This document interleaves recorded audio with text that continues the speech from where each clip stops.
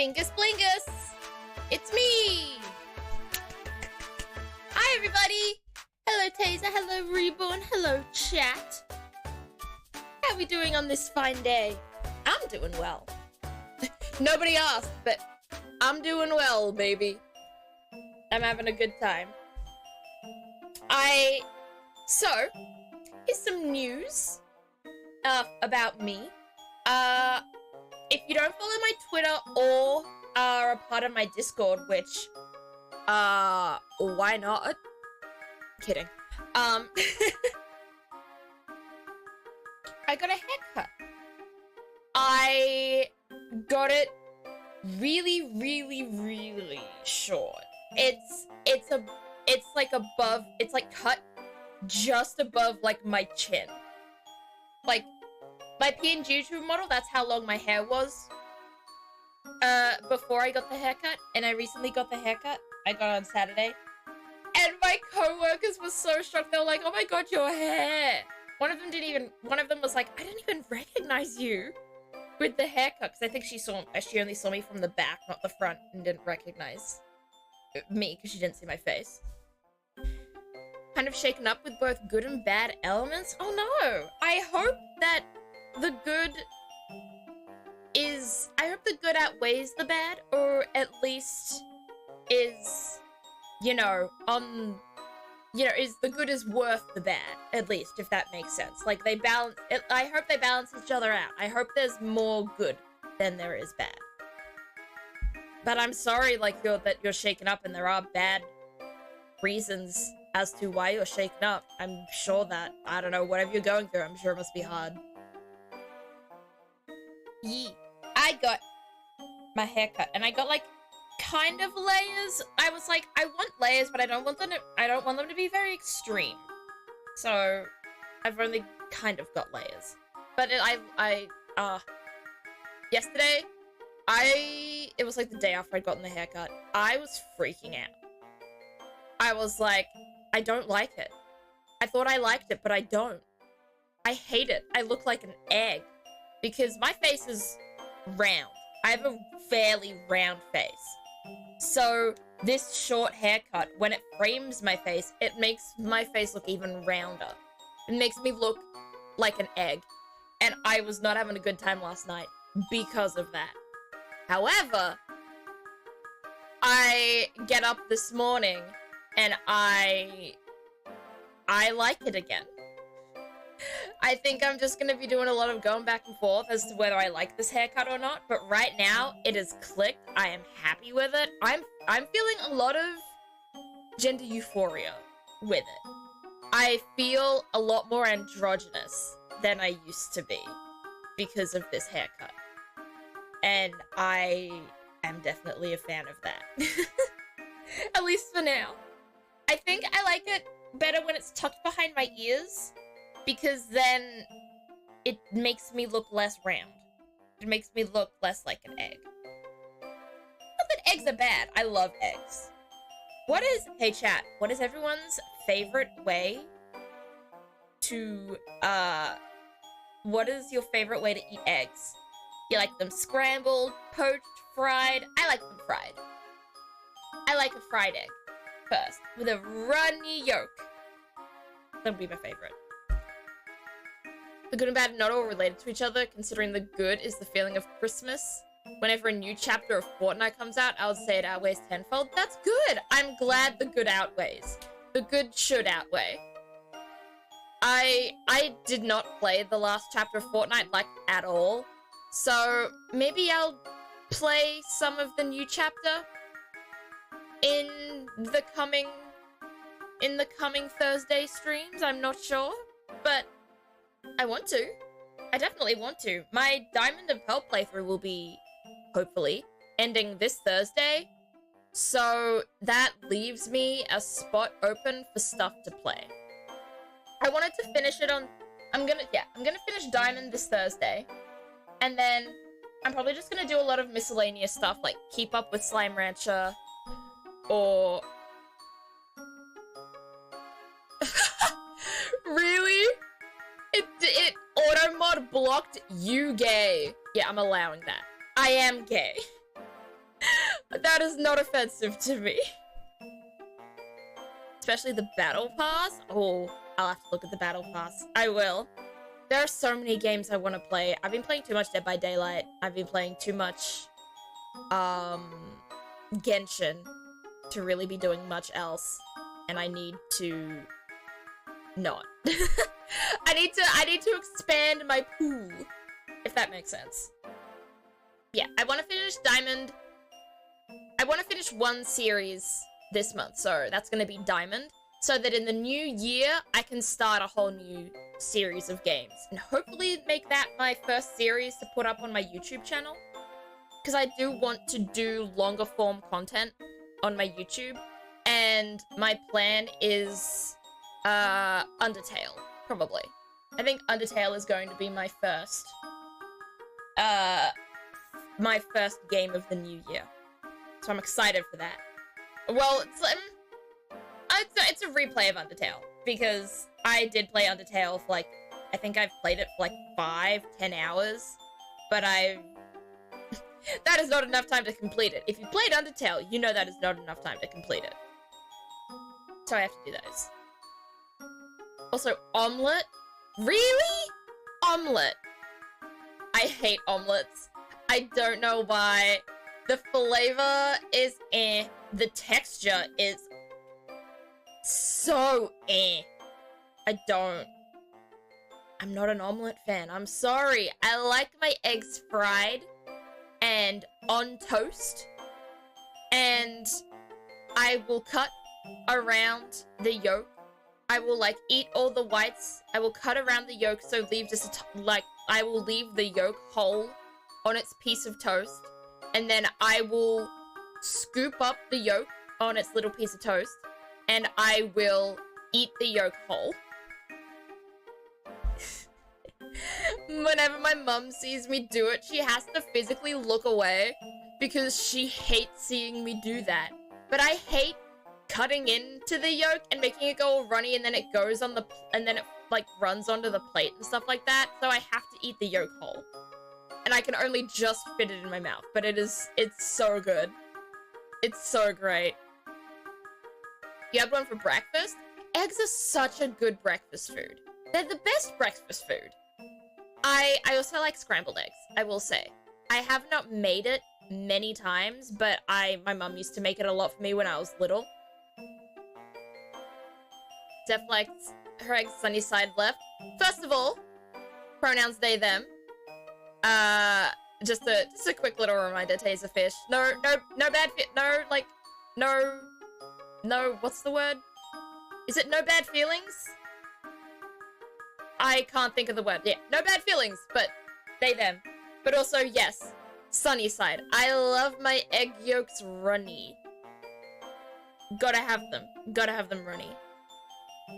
Since you've been playing DBD, you've been unknowingly preparing yourself for the new chapter. Do you mean the new chapter of DBD or the new chapter of Fortnite? Yeah, I've been loving DBD so much. Yesterday, I gave my, no hard feelings! That's what it was! No hard feelings! Taserfish, don't worry about it. No hard feelings. But just, they're them next time. Oh, fuck! Yay! Reborn! Welcome! Oh, I love that. I love that redeem. It's so fun. Oh, my voice went away for a second.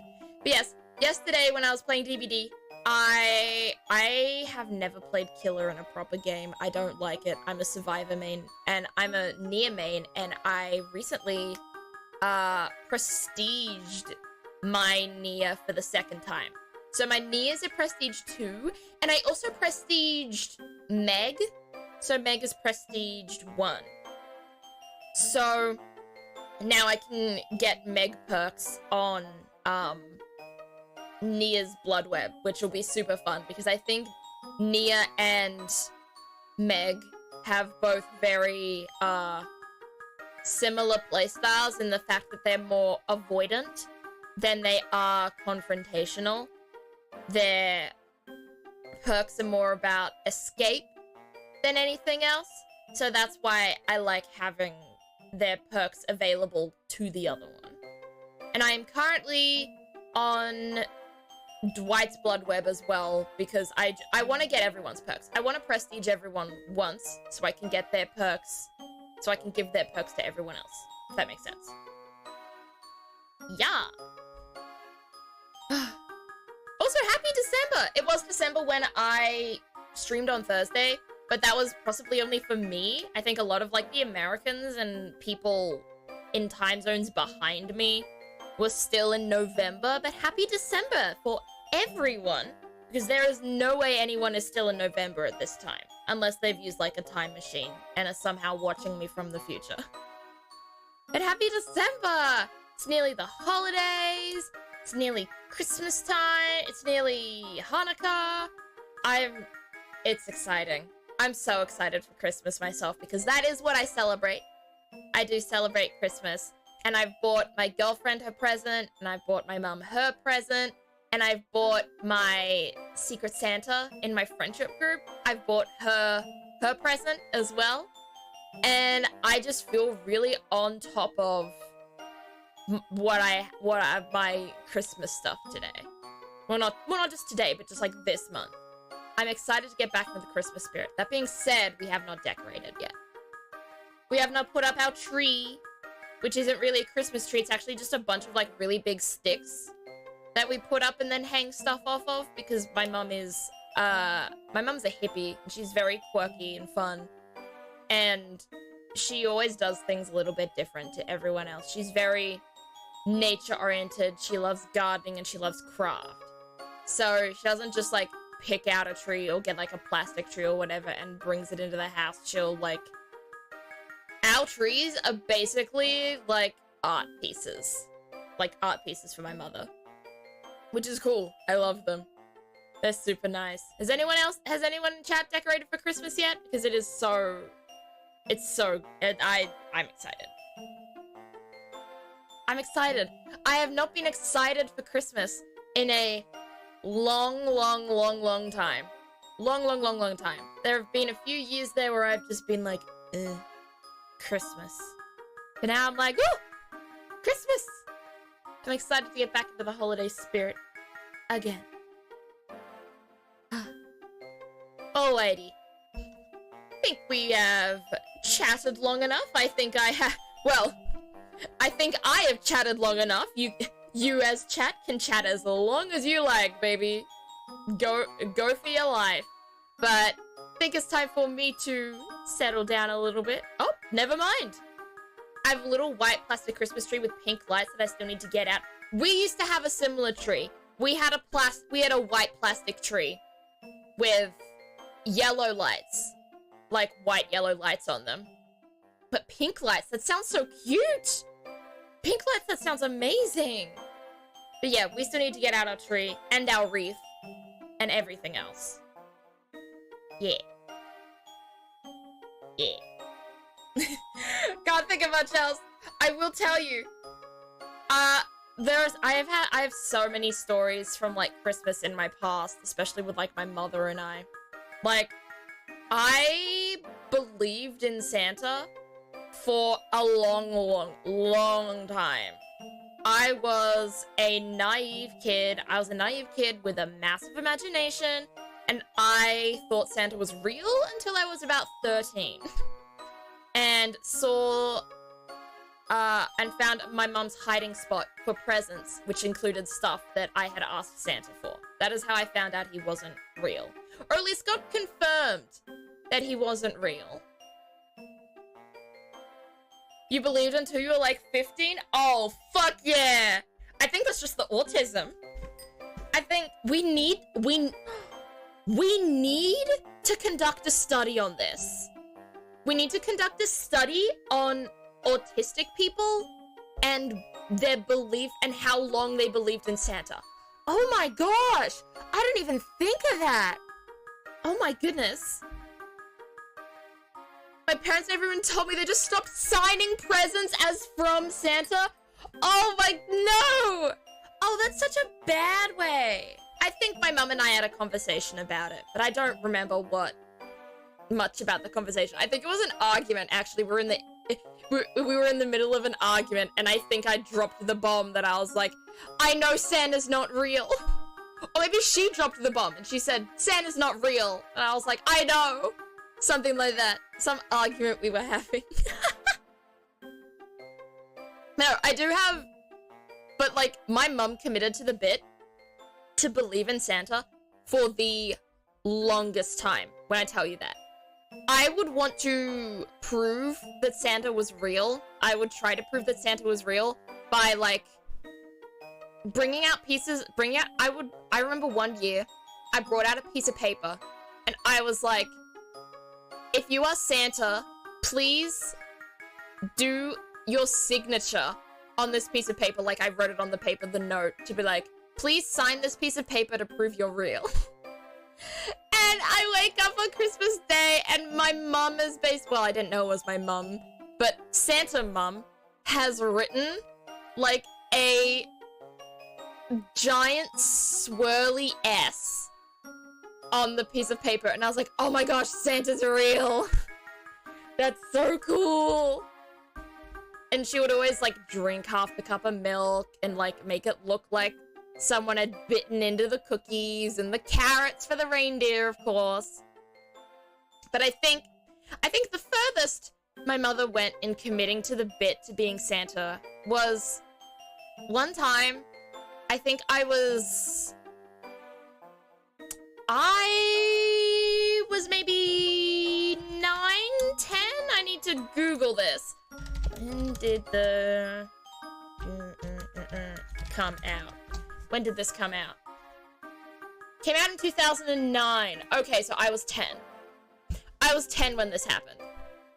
So I would write my letters to Santa every year, and I would write something for myself. And what I wrote for myself that year was, I think, a Nintendo DSi.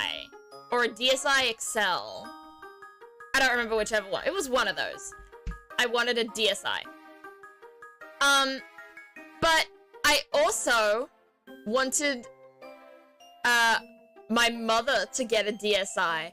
So I also wrote in the letter, I was like, I want to have a DSi. And also, I want my mum to get a Nintendo DSi. So my mum, she always reads the letter before I send it off, because of course she has to read the letter so she can get me the present. And she's told me this, like, later on. She reads the letter, and she's like, no way. Not only does my kid want to have a DS, they want me to have a DS as well. So there was, like, a lot of conflict for her, because we don't live in we're not a very rich family. We've been middle/lower middle class my entire life. And so she was like, I can't afford this. I can't afford to splurge on myself just to commit to the bit of being Santa. I can't do it. But at the same time, she was like, but I want to commit to the bit of being Santa. I don't want to ruin my kid believing in Santa. So what was the decision she made? We ask. You ask. What was the decision she made? You ask. Well, let me just say, I woke up that Christmas morning and I unwrapped my present, and I got a Nintendo DSi. My mom also got a present from Santa that year. She unwrapped it. It was also a DSi. She committed to the bit. I'm looking back on that in hindsight, it's so funny. It's so funny to me. And, like, my mum, she has gotten her money's worth out of her DS. Like, she's never been into video games, she's never been something like that. But if there's one thing my mother has been into, it is that Match 3 game, Bejeweled. So let me tell you, my mum got Bejeweled 3 for the Nintendo DS, and she plays that, to this day, like 3 times a week, before she goes to sleep. I'll walk past, I'll get out of my room, and I'll come into, I'll walk out into the hallway, and I will pass her room, and I will see her playing Bejeweled 3, and almost, just so often during the week, and it's just, that's so cool. But, video games, we often look at video games, and we often think they're, very obviously, like, a lot of them very hardcore. We've got the Dark Souls, we've got the Bloodborne, we've got, you know, all that sort of shit going on. But then we've also got the Solitaire and the Bejeweled and stuff like that. Like, any age bracket can enjoy video games. It's not just hardcore shooters and adventures and stuff like that. It can just be little mini games, like Matching 3. Like Candy Crush, but don't support Candy Crush. Fuck Candy Crush. Okay, during that monologue, there were a bunch of chats that I didn't read because I was on a tangent. Let's see. I legit don't know what my parents always did with the carrots. Like, we never had carrots for Christmas dinner, and I know they didn't eat them at like 11 p.m. or so. I mean, they probably maybe kept them in the fridge or something. Or if you had like a compost bin, they might have had that. Also, hello, Errant! I did not say hello to Errant during that entire monologue. Hello, Errant. How are you today? Subtitles keep thinking Santa is cancer? No way. Santa. I'm looking at this right now. Santa. Santa. Santa. What the fuck? It only registers it as Santa like half the time. It registers as like cancer the rest of the time. What the hell? Why does it think I said type in red Edward cancer? That's not how anything works. When I was 7 or so, I slept in front of the Christmas tree to meet Santa, and I actually got my eyes open a bit to see Santa, and years later I found out it was my big sister. Oh, it was your sister? That's so cute! I never saw Santa. I remember one time at midnight, I think, around abouts, in the middle of the night when I was really young, I remember thinking I saw, like, red lights and stuff, and I was like, oh my god, it's Santa. But that's as far as I got to seeing Santa. Instead, I got his, quote-unquote, signature from my mother a few times as proof that I asked for. The subtitles are trying their hardest. They are. They are. I was gonna say, maybe it's because they can't take Australian accents, but this is... The language I have selected is Australia. So I'm not sure why. But then again, captions aren't always going to be perfect. Unless, like, you type them out after the fact. Bots are never going to be perfect in their detection of how people speak, unfortunately. But it's still better than just, you know, not having captions at all, you know? Well, once again, I said it like 10 minutes ago, I'm gonna stop talking. I'm gonna go into the game. And I have continued to talk since then. So my apologies, chat. It is time to go into the game. Methinks, if the screen is not gonna be black. There it is! Yeah! Ace Attorney time. So, for those who may have missed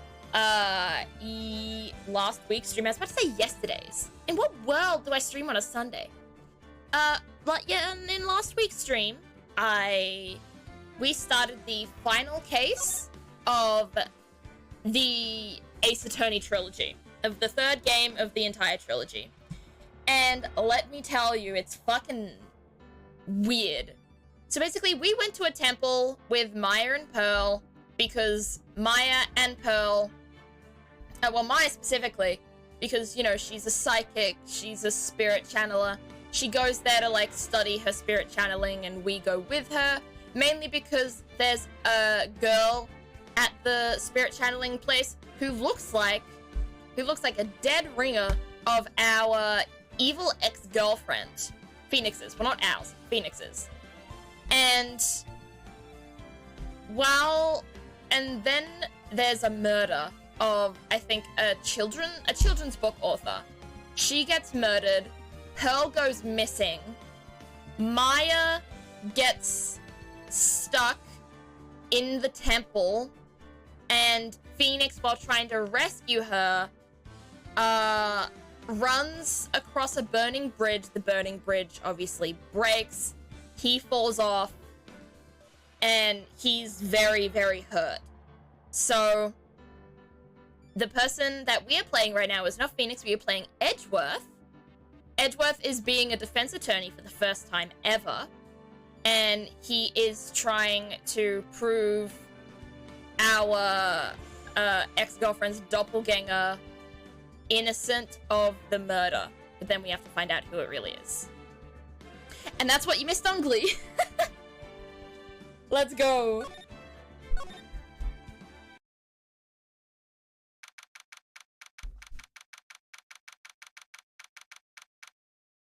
Oh yeah, and also Larry's here again because of course he fucking is. It's Larry.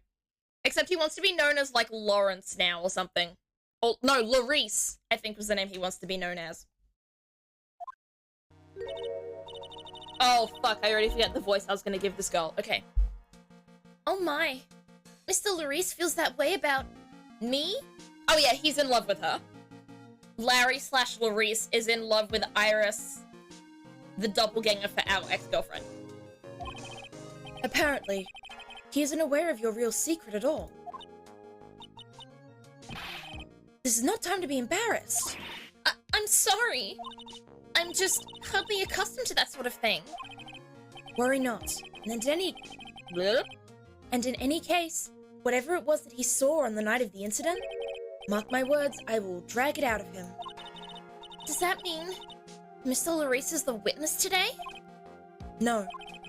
I believe that nun will be the first to take the stand. Oh, the nun named fucking Bikini, because that's a name that people have, I guess. Sister Bikini. She claims to have seen the very instant in which you carried out the crime. I just want to ask you one last time. It really wasn't you who killed Ms. Elise Donim, right? Correct? Yeah. Sister Nun Kini. Imagine a nun wearing like her nun headdress, but just also wearing a bikini. I've realized that is probably a Halloween costume that some people wear sometimes. That is most definitely something that someone has dressed up as before, a sexy nun. That is textbook. That is correct. It wasn't me. Very well then. Mr. Edgeworth? Yes? You are a prosecutor, aren't you? Are you sure about this? If your true identity is revealed... Don't worry, I've made the necessary arrangements. I see. Iris, it is a prosecutor's job to doubt people. But right now, I am a defense attorney. A defense attorney's job is to believe in people, and to believe until the bitter end. That's what my friend told me once. Aww, friend. Sexy nun outfit, but it's just the full robe. I mean, those full robes can probably be sexy. Someone is probably into those. No matter what weird thing there is in the world, there is someone who is sexually attracted to it. And I kind of hate that. Mr. Edgeworth, I simply ask that you watch and decide for yourself whether or not I am fit to do the task I have been entrusted. Very well, sir. I leave my defense in your capable hands. My voice for her is so erratic. My apologies. Because I want to make her sound like Delilah, but Delilah sounded bitchy. And I don't think she's Delilah. So... Oh god, it's this guy. Okay. Court is now in session for the trial of Sister Iris of Hazakura Temple. I barely remember what voice I gave him, but I remember that it was basically the normal judges, but fast. I dropped my stim toy. The defense is ready, Your Honor. Huh? Where's... Oh, I forget. Is Godo doing this case or is he not? Because Godo was absent, right? So we may get someone who isn't Godo in this case. That's interesting. Iris is still trying to get into her role too. Yeah, agreed. I think what Iris' secret was last week. That doesn't give off anything about her secret. Let me look. No, this is just autopsies. Oh, yes! She thought she was being blackmailed! That's it, okay. The defense does indeed appear to be ready. However, the same cannot be said for the prosecution in this case. Indeed. I'm not sure I like such a blatant waste of this court's time. An empty prosecutor's chair can only mean that the prosecutor has no confidence in their ability to prove their case. It would seem this case is already over before it had a chance to begin. I am ready to announce my verdict this time. This court finds the defendant... Objection! I knew it! I knew it! I fucking knew it! I knew it! I knew it! I remember last week they were like, oh, Godo's not gonna be... I think Godo's not gonna do it, so someone else is going to. And my brain went straight to, it's gonna be Franziska. And it is! Yes! The way that every final case in an Ace Attorney game has been up against a Von Karma prosecutor. I think that's very cool, the way it's rounding out. I forget the voice I gave Franziska because it has been a whole entire game. At least 3 months since I have last seen her. But what I remember, I gave her like an Azula voice. Because I think she has very similar energy to Azula. The prosecution is ready, oh, sorry. The prosecution stands ready. And you are? Franziska Von Karma, prosecuting prodigy. Von Karma, you say? Perchance you wouldn't be of any relation to the legendary prosecutor Manfred Von Karma. Why are they still calling him legendary when he is in jail for murder? Huh? I am confused. It is karmic justice that the Von Karma family get their ass beat in court. Deserve, but also I like Franziska, so I wouldn't beat her ass that hard. Unless she wanted me to.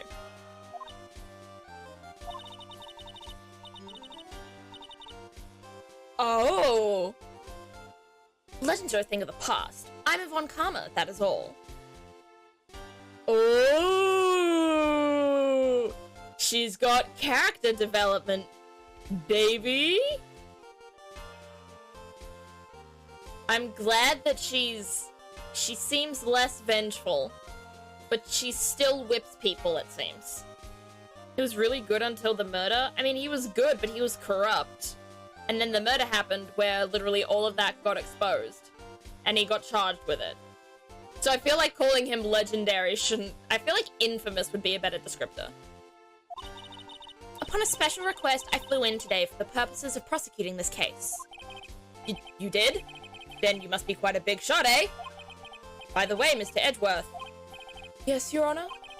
I'm almost certain that I've seen you somewhere before. Or am I just imagining things? Yeah, I've been a prosecutor in your case once, but please ignore that. You look very much like a prosecutor I met once. I believe you're imagining things, Your Honor. Wow, the gaslighting. Edgeworth is gaslight. The judge is gatekeep. Franziska is girl boss. I figured it all out. I have connected the dots.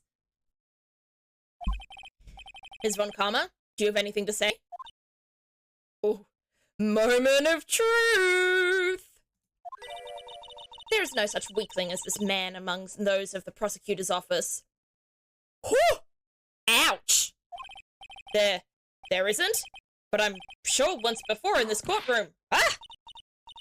I told you, there's no such weakling. What is that? A whip? I'm not sure I care for such a thing in my courtroom. God, this man might have a spine. Bailiff, remove that whip at... Hold it! I have no objection to the whip. Do you now, Edgeworth? You don't?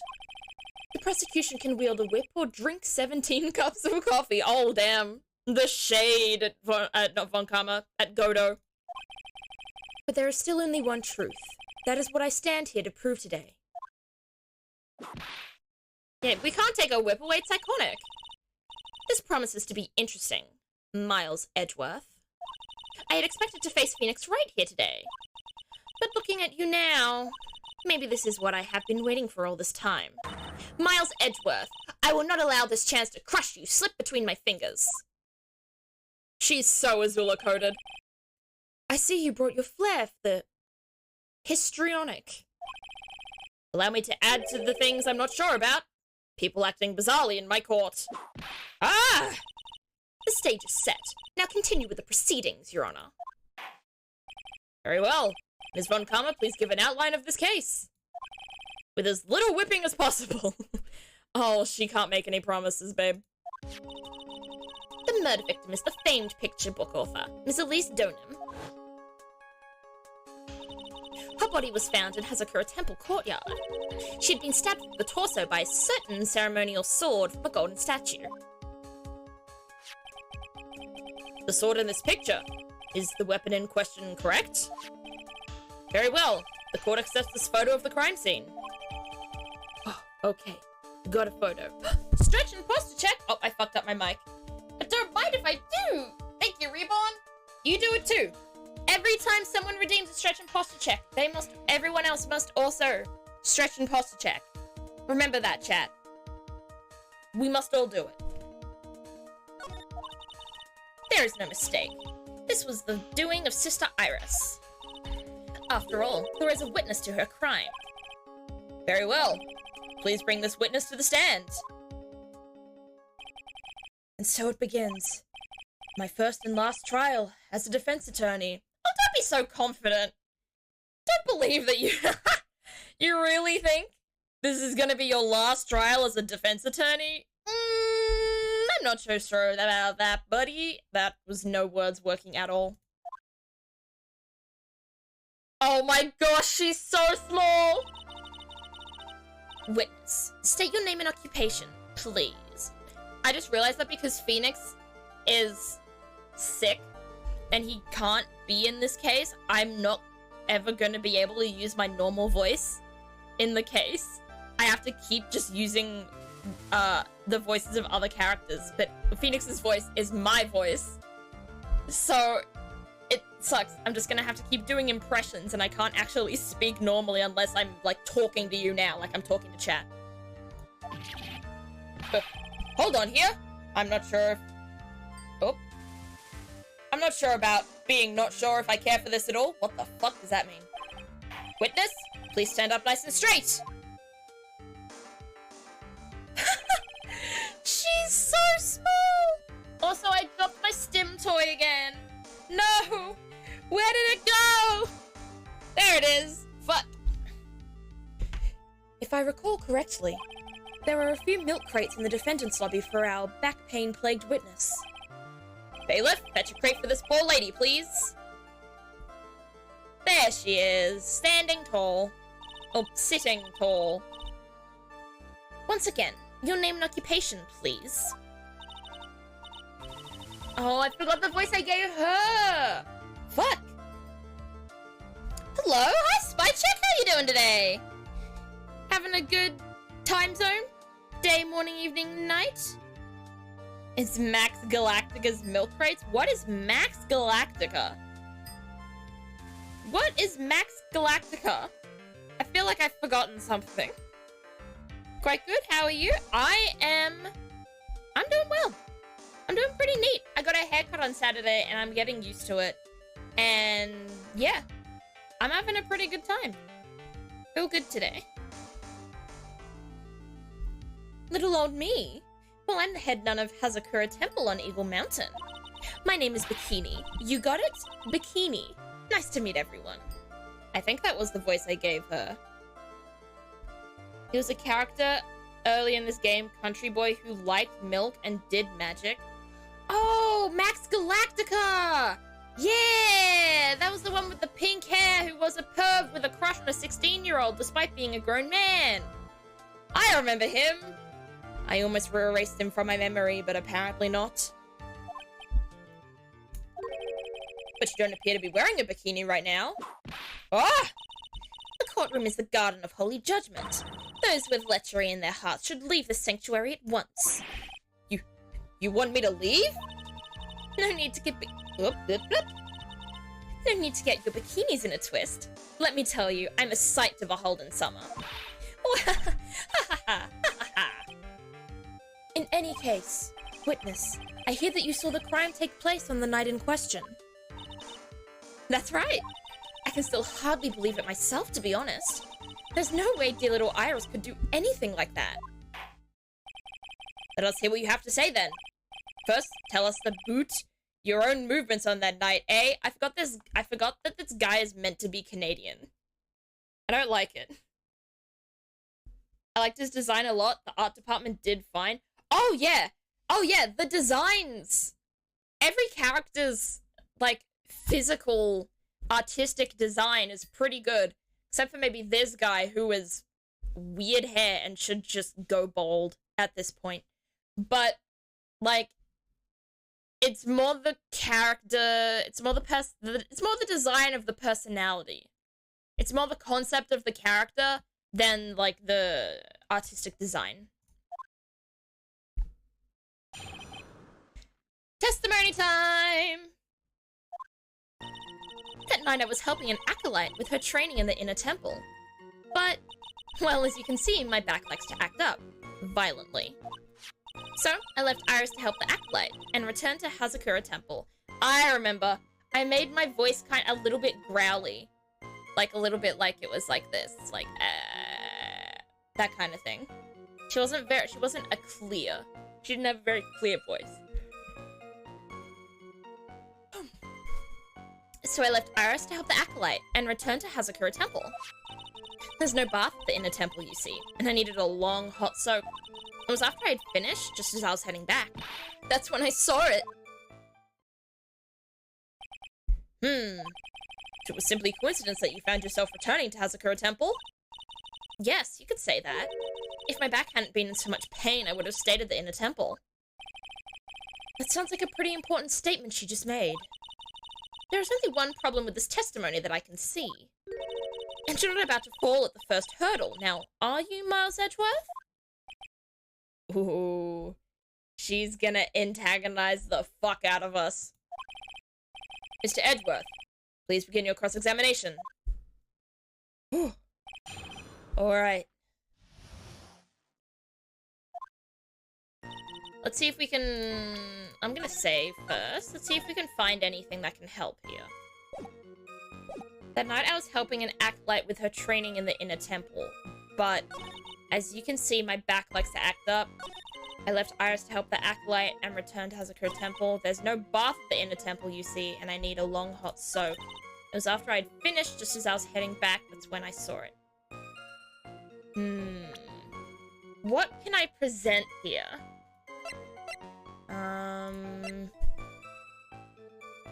Shows Hazakura Temple? No, that doesn't really show off anything about if there's any baths nearby. A regional weather report. Snow with lightning strikes. An occult magazine. A photo of Elise. Iris's testimony. Rang lights out bell at 10 PM and was then in her room until the murder was discovered. Time 10 to 11 PM. Cause loss of blood from stab in the back. Body fell 10 feet after death. And then the courtyard where Elise was murdered. Okay. Nothing is standing out to me as something we can present straight away, so I'm just gonna press as we go along. What is this inner temple? Well, see, conversing with the spirits is what we train people to do, right? We'll be the ones asking you the questions, madam. In order to do that, a place strong in spiritual power is required. There's a small temple across Dusky Bridge, called the Inner Temple. Acolytes must spend an entire night there to undergo intense training.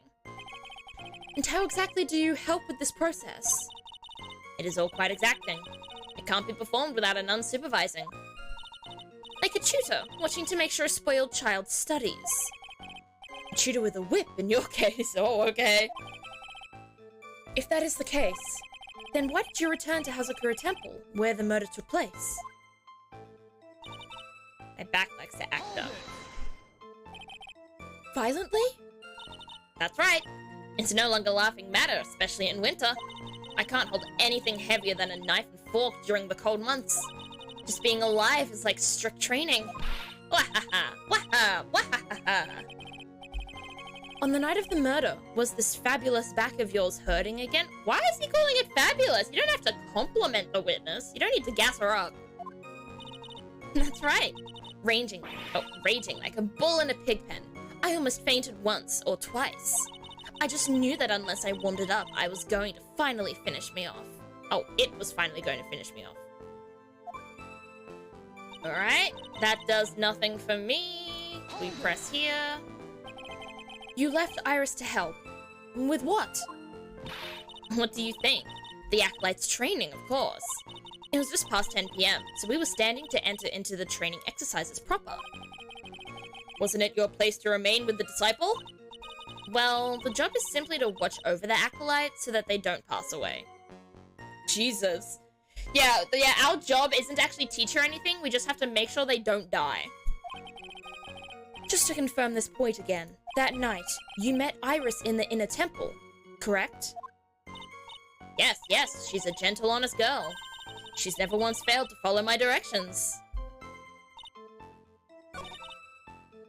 Interesting. Okay. Yes, I remember now. Here's where we present. Here it is. My brain got big. Or grew to a normal size. There it is.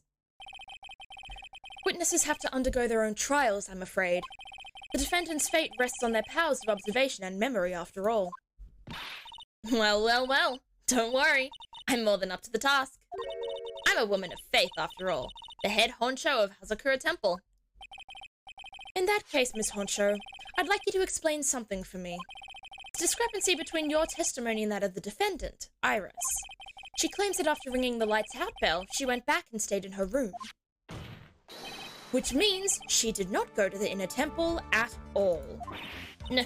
No, she said that? A defendant or a witness? Who is more likely to lie, do you suppose?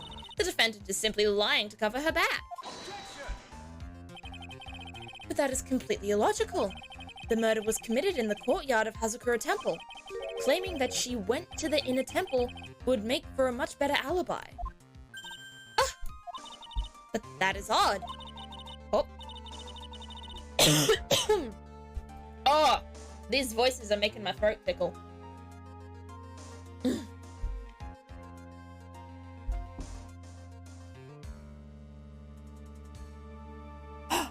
Give me a second.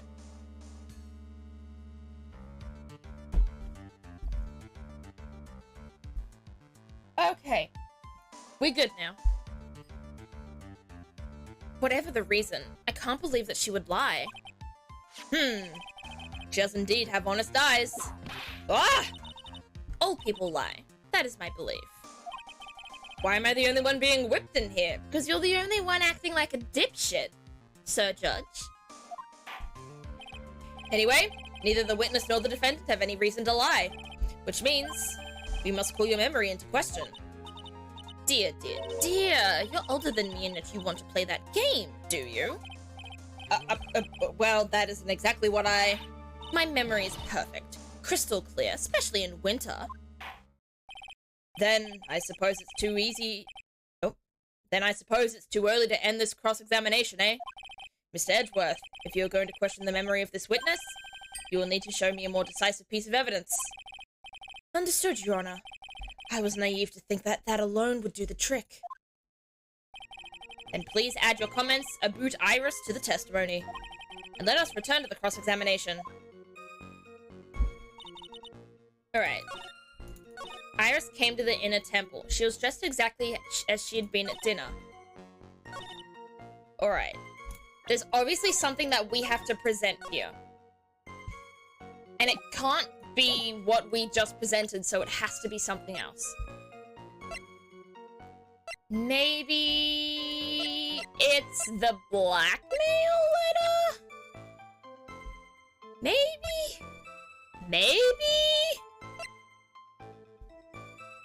No? Fuck. Hi, Reborn, welcome back! Alright. Let's press this. Are you sure that you're not making a mistake? You, young man, need to get your estimation of me up from the floor. Ugh. Iris always wears the same clothes. The smallest thing out of place would have stood out like a sore thumb to me. You're making a mistake. Thinking I made a mistake. An excellent finish there, witness. Still, I have to wonder. No! No, no, no, no, no! I got it! I got it! I got it! I got it! I got it! Iris gave this to someone! Yeah, received before the lights out bell on the night of the crime. Yeah. She would not be dressed the exact same as she was because she did not have the hood. How am I an hour late? Don't worry about it, Cody. You haven't missed too much. Half of it was like us just chatting about like stuff going on. Christmas, my haircut, how everybody is. There we go. Look at this. Witness. Let's get one thing straight. I'm not. Haha. The defendant who you claim to have met. She was wearing this demon-warding hood, correct? Of course. That is a very important piece of clothing, I'll have you know. Wahaha, wahaha, ha ha. Wait a minute. Hold it right there. Why do you have that? That's the question of the day now, isn't it, Ms. Von Karma? I'll have you know that this hood was given to someone as a gift that night, before the lights out bell was rung. What? You know where I'm going with this, don't you? If the witness had seen the defendant as she claims, then the Iris she saw should have been missing this very hood. Yeah, let's go! It's not a bad feeling at all, exposing contradictions like this. It isn't a bad feeling at all, it's pretty great. You should do it, Edgeworth. Now I understand that happy look on Wright's face every time he does it.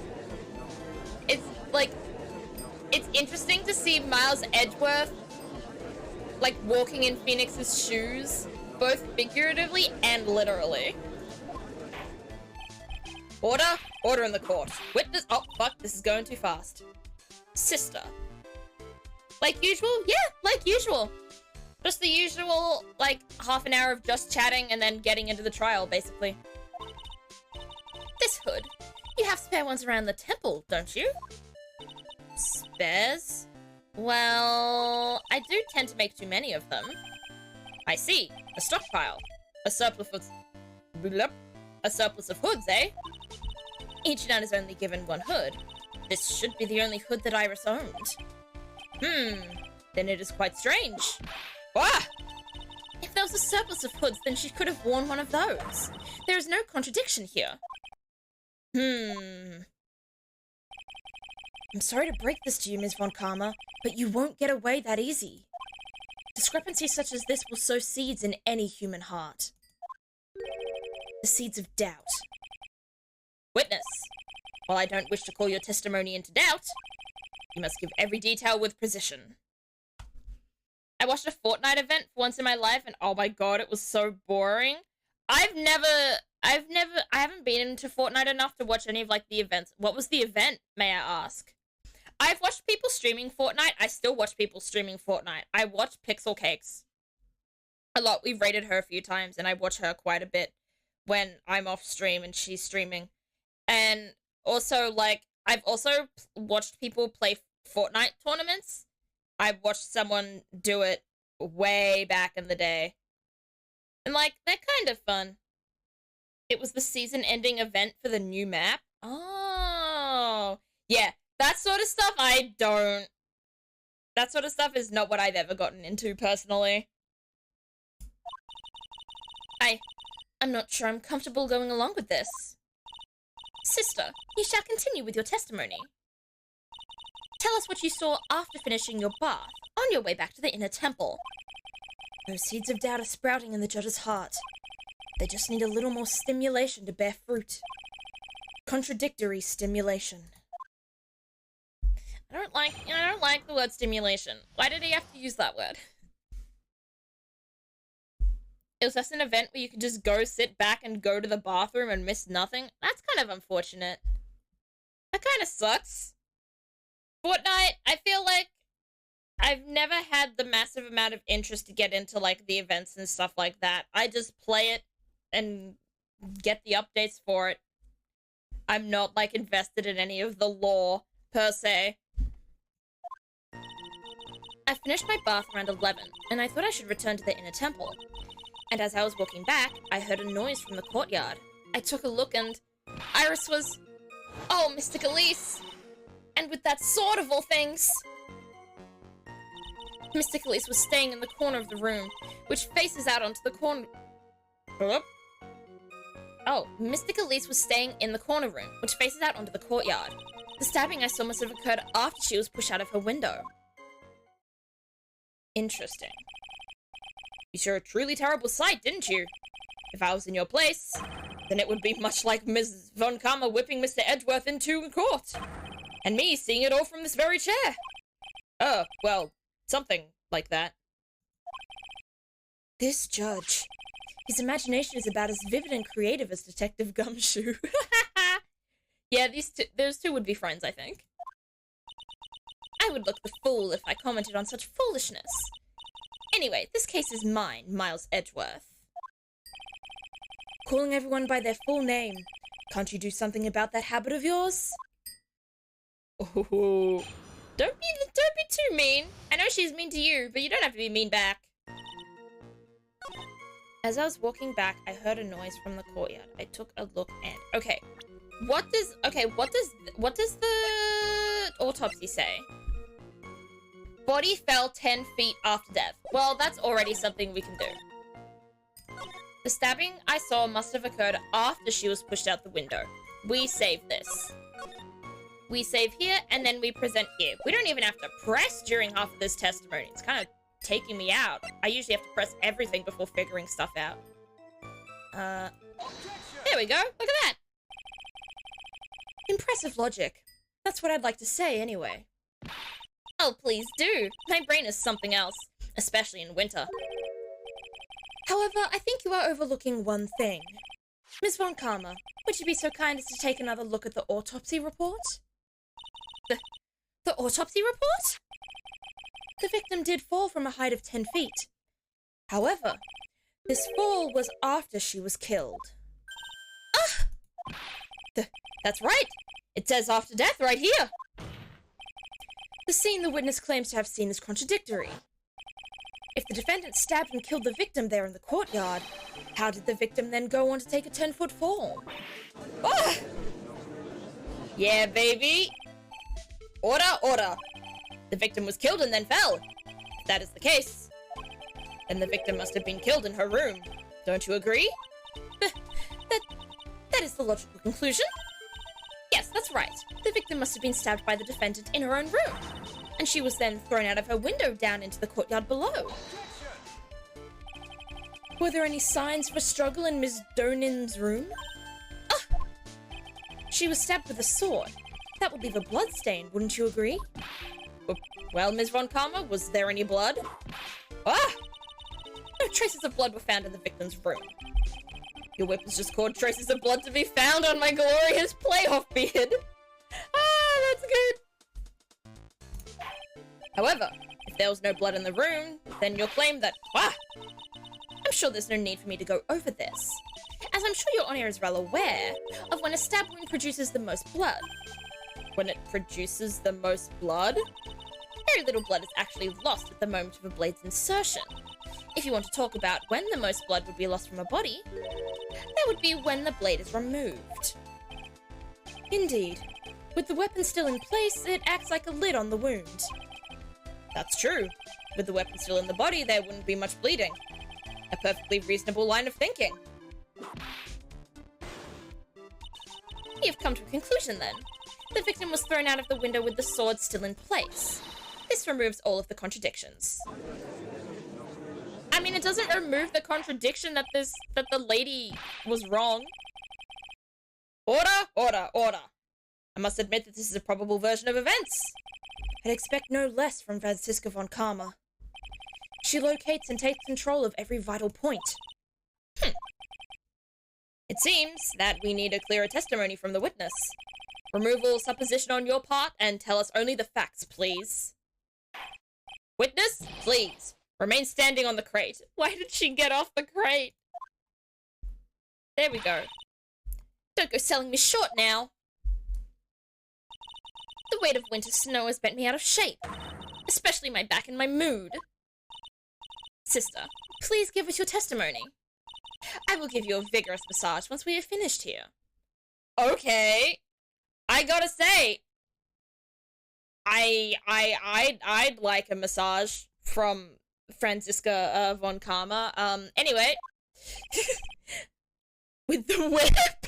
Oh god, no.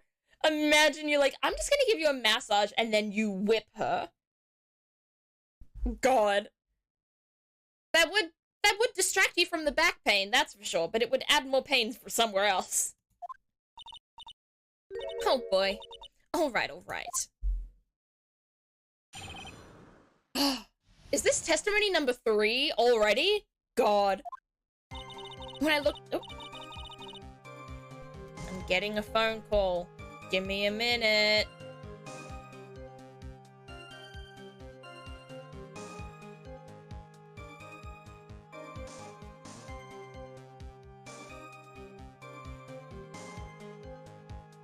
I answered the phone and they immediately hung up. That's really funny. Alright, we back. Oh, I didn't go to my be right back screen. I forgot. Oh my goodness, sorry about that. Alright. When I looked across the scene, the sword was already in place. Thinking about it now, I didn't actually see her stab Mr. Gleese. I've never seen so much blood before. It's when I fainted. You can't blame me, can you? And when I awoke, Mystic Amy was... stabbing Mr. Gleese through the back. Oh, well, well, that was what I was saying. I wasn't reading what he said, but he also said, This all confirms Ms. Von Karma's theory. Von Karma strive for nothing but perfection. Putting together such facts is nothing for me. You should know that, Miles Edgeworth. Perfection is an impossibility, Franziska Von Karma. Wow. Now that is something Game 1 Edgeworth would never have thought. That is not something that would have crossed his mind. This man has developed the character development on this man. Mwah, chef's kiss. And I'm here to teach you just that. Alright, let's see what we can do. I looked across the scene, the sword was already in place. Thinking about it now, I didn't actually see her stab Elise. I've never seen so much blood before. Okay, can I look at the crime scene photo?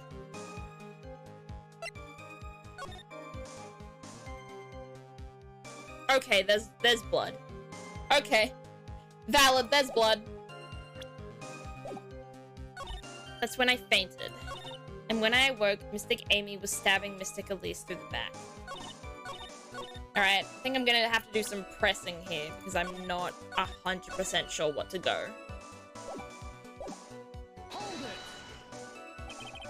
At that time, was the victim bleeding? Well, I was very shocked to be seeing all of this, of course. So I'm not entirely sure, but I don't think I saw any blood. Not then. What? You just said that there was so much blood, and now you're... What year does this trial take place? What do you mean, what year does this trial take place? Do you mean in canon, or when the game was released? Because... I don't think they ever give you a certain... I don't think they ever give you a specific time frame in these games as to, like, what... Like, they tell you the day and they tell you the time, but they don't tell you the year. But it's probably... I think it's probably, like, a year after the last game. That would be my best guess, I think. I'm sure that you didn't. The weapon was acting as a plug in the wound. In any case, let's be clear on one very important point. Did you actually see the instant in which the victim was stabbed? Yeah, you didn't see her stabbed. Is it any time past 1970? Yes? Considering that there are computers and phones and they are not old? I'm considering these games in canon take place around the same time that the games were originally released, so early 2000s. Think carefully. This is very important. It's Iris we're talking about here. I'm thinking for all I'm worth. No, when I looked over, the sword was already in Mr. Khalees's body. It might not be conclusive, but this testimony supports her theory. The victim was stabbed in her room and then dropped into the courtyard. I think this proves it rather well, Miles Edgeworth. Wasn't that photo fucking black and white? All the photos are black and white. All the photos are black and white. But this is all set in the early 2000s. Well, that's just what the photos are. They're all black and white for some reason. I never thought to question that, actually. Oh, whoops. No! I wanted to go back. There we go. So you're saying that you saw the victim's blood? That's right. Some of it had splattered onto Iris, too. When the defendant was arrested, she was meditating in her room, and her blood-flecked clothing was neatly folded in the corner. What? Her clothes were blood-flecked? You see what I'm getting at? I do see what you're getting at, but that's just how the photos are. It's definitely not set in, like, the 50s or anything. That seems quite conclusive to me. What should I do? Press this point further? I think you should press this point further because we literally pressed one of the last ones and she said she saw no blood. So, what the fuck? Going back to your previous statement, you said that you saw little bleeding when the victim was stabbed. But now you say you saw the victim bleeding? There we go. Well, I say that what I saw is what I saw. But what did you see? Maybe I didn't see the poor woman get stabbed, but I saw the girl pull the sword out of her, plain as day. But if she was stabbed in her room, how did the woman fall and then the girl go out and get to her in time to pull the sword out of her? I'm confused. It makes no sense. I mean, I don't think it makes no sense. I think the photos being... Oh, that's not a photo. I think the photos being black and white give, like... Especially, like, the crime scene photos, especially. They just give off, like, I don't know, an energy. It just, I don't know. It feels like it makes sense to me. It's not something I've ever questioned. I understand what you mean, but I've never questioned it. Pulling the sword out? Well, it wasn't exactly pulling. It was more like it came out. Witness, you will add this statement to your testimony. Oh, was that important? More important than you can imagine. I saw the instant in which the blade plunged into the hilt was smoothly drawn out. Well, obviously we have to press on this as well because I'm confused now. Smoothly, you say? You're saying you saw the you're saying... Fuck! Actually, you know what? I'm gonna check the court record. I feel like I may know what to present here. You're saying you saw the sword Smoothly slide out? God, that's a lot of S's. That's right. The whole thing had happened right next to the gold statue of Mystic Amy. Mr. Khalees was on the ground and Iris was stooped over her. The sword was buried up to the hilt. When Iris stood up, the sword in her hand just slid out of Mr. Khalees' body. It slid out from that gaping wound. Ugh. It goes without saying that if the sword was removed, there would be bleeding. Nothing out of place here. Is that really the case? I can't help but feel that something about this testimony is very out of place. That something which couldn't possibly have happened appears to have happened. Alright, so obviously this is where we have to present something. And I think... Wait! No, I see it! She said it was plunged into the hilt, right? The blood only goes up to the second little thing of the blade, maybe the third. That's not the hilt. What are you talking about? Sister Bikini, you are a reliable witness. At least I'd like to think so, but there are too many contradictions here. What do you mean? You make it sound as though I'm a liar. But you're a handsome young man, so I'll forgive you. Look, I understand that Edgeworth is a pretty boy. I understand that he is attractive. Does every single older woman on the planet have to flirt with him? I don't get it. What contradictions are you talking about? In the scene that the witness claims to have seen, the weapon was thrust up to the hilt into the victim. Furthermore, the killer withdrew the weapon smoothly from the body. However, both of these are complete impossibilities. Yeah, baby, let's go! What do you mean? Please explain Explain yourself. To start with, do you think it would be possible to stab someone to the hilt with this? No matter how I look at the defendant, she doesn't appear strong enough for that. Doesn't appear? What meaningless dribble. I too may appear to be weak and frail, but I can crush men under my heel and make them weep, so should I choose. Oh, what would I give to be a man right now? The objection stands. I wept a little back there, I must admit. That isn't the only issue here. If this sword was truly stabbed into the body up to the hilt, well, just look at all the branches on it. It certainly wouldn't come out smoothly. That's... We also have the problem of the amount of bleeding. It's true that when a blade is left in the body, it acts as a plug of sorts. However, when the weapon is shaped like this, it's an entirely different story. The wound would be too large for the blade to completely stop the bleeding. That's nothing more than conjecture. In reality, the victim was stabbed with the Shinshishido. Even a weapon of this nature may still sometimes slide out smoothly, and may still sometimes stop the blood loss. Hey, don't judge me, Cody. Franziska's hot.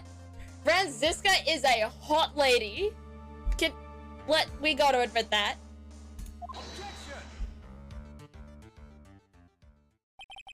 I'm not finished. There is still one more conclusive contradiction. You've still got more? This one is simple. If the sword really was thrust in all the way to the hilt, why is there only blood on the tip of it? Ah! If this witness is telling the truth, then there should be blood along the entire length of the sword. She's not even that hot though, but she is, Cody! She is! You just have no taste. I'm kidding. No! Order! Oh, fuck. God damn it! She's so fast with her whip that I'm not able to say, the judge's lines, because she's always interrupting him. It's so annoying. Bravo, Miles Edgeworth. Raising this many contradictions from a single piece of evidence. All other attorneys I know could maybe manage one, if that. But what does this mean? You've proven contradictions regarding the murder weapon, but... Having come this far, there can only be one answer. And that is? The weapon used to kill the victim was not the Shinshishido. Oh! I didn't even think of that! I just thought Bikini was a fucking liar! What? A foolishly foolish idea born from the foolish mind of a foolhardy, foolish fool. God, that's so many fools. Let's examine this again. What was it that made us think this sword was the murder weapon? Well, it's because Mystic Amy was holding it. Exactly. However, if you reflect on this, that is the only basis we have to assume such a thing. The impression left by the scene was just too strong. That is what influenced us. It influenced us to believe that Shinshishido was the murder weapon. Ooh, let's go. Order, order, order. So maybe the Shinshishido was not the murder weapon. Even if that is the case, it changes nothing, Miles Edgeworth. The sister here saw everything. She saw the defendant stab the victim with a sword-like object. No, she didn't. I thought we already established. She did not witness the stabbing itself. That's true. Your response, Mr. Edgeworth? If that is so, I would like the prosecution to answer one... Oh, blip. If that is so, I would like the prosecution to answer the obvious question it raises. The obvious question? Yes. Namely, where did the real murder weapon disappear to? It goes without saying that the police searched the main hall and the surrounding area. Perhaps the prosecution can enlighten us as to if a sword-like object was found. But that's... Answer the question, Ms. Von Karma. No evidence of that kind was found. Yeah, baby! Another mystery to throw under the pile. I mean, it's Mystery Monday after all. A trial without a murder weapon is a tricky beast. Excuse me, could I say something? I just remembered something, actually. What is it, sister? I was just thinking it's possible that just maybe what actually happened was... it was just over there. What exactly are you going on about here? The murder weapon, I mean. Maybe... I think I might know where the sword was disposed of. You what? Well then. I think we need to hear testimony from you one more time, sister. Impossible! What else? What else could this old woman have seen? Oh my god, this woman has seen all. I saw the murder at around 11 p.m. And after asking that it be reported, I went out to the main gate. And there I saw the tracks that indicated the snowmobile had been used. It takes 15 minutes to walk Dusky Bridge, but less than 5 using one of those. Maybe they threw the weapon into Eagle River and came back when I was knocked out. Iris could have done that. She can drive a snowmobile after all. Oh, now this feels tricky. Witness, please tell us everything you know right away next time. Well, I'm not in the best of shape, what with my back and my age, you know. Quite. There were indeed snowmobile tracks in front of the main gate. Here is a photograph. Ooh, interesting. A snowmobile, eh? I see. Well, it certainly is an interesting theory. The tracks begin in front of Hazakura Temple and run all the way to Dusky Bridge. Interesting. That solves your pesky little problem, yes? The Eagle River's current is quite swift, meaning that it doesn't freeze over in winter, making it the perfect place to dispose of the murder weapon. Did she really go to the river to dispose of the murder weapon? Mr. Edgeworth, your cross-examination, please.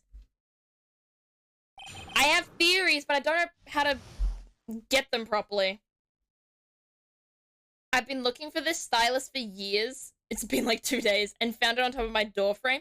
You found a stylus on your door frame? Huh? Yeah, Cody, I'm curious too. Why would you put it there? Exactly?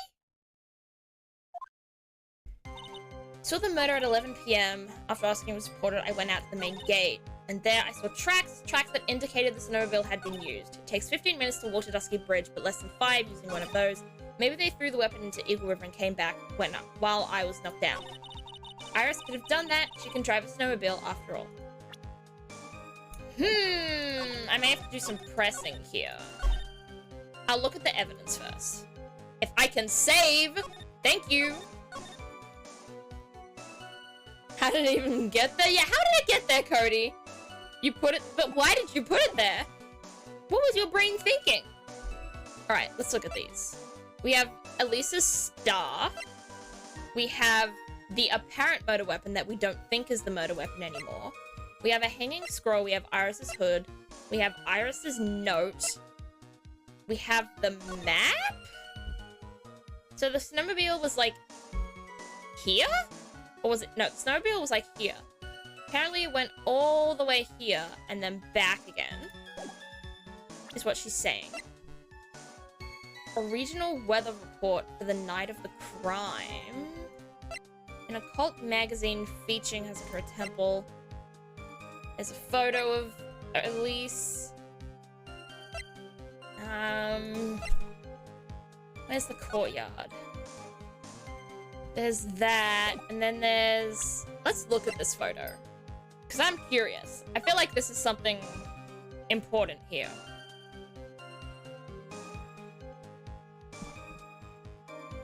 I feel like I have to... I feel like there's something wrong with this photo.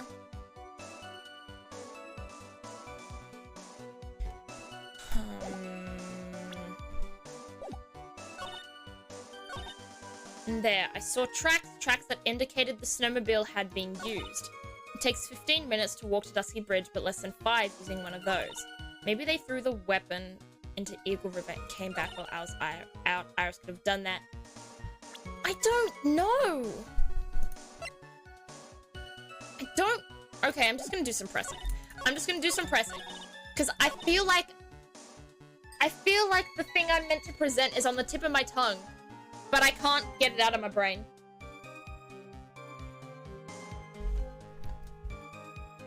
Hold it. You are sure about the time? Yes. I was worried about it after all. Why was that?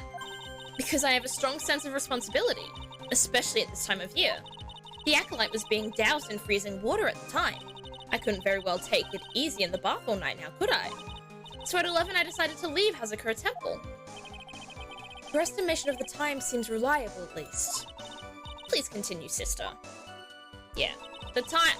I'm glad that for once the time is not a problem here. It's usually like, oh, you think it happened at this time, but it actually happened at this time. Why are you saying it happened at this time? And then it gets really confusing. It's a rare time when the time is not actually important at all in the case. Or at least, for now. You asked Phoenix Wright to report the crime, correct? Right. The one who trampled me. It seems she is the type to hold a grudge.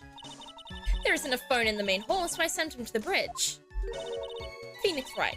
He didn't even have a cell phone on him? He had forgotten it at home, apparently. What a naive boy, as always. Not only do I always carry my phone, but I always have my whip in hand, too.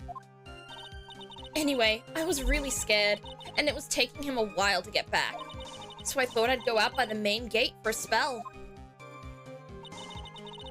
Gonna open Illustrate and make a bad drawing? Oh, you have to show me afterwards, Cody. You gotta. As I recall, there was a snowmobile outside when there was a snowmobile outside the main gate when I visited. That's it.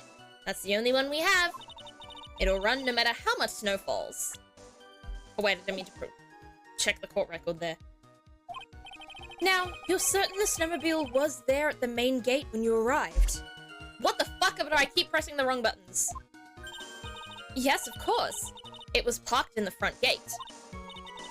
So, she'd already gone, discarded the murder weapon, and returned by that time. I'm not sure if this is really relevant. What should I do? Press further! We always press further! I need answers to every possible doubt. The snowmobile in question, was it still warm at that time? Huh? What do you mean? What do you mean, eh? What do you mean, Miles Edgeworth? I'm playing to a slow crowd here. God, you're mean, I love it. It goes without saying that using a snowmobile will heat its engine. If it was still warm, then it means it was recently used. Ah, I see, I never thought of that. That's right, I overlooked that too.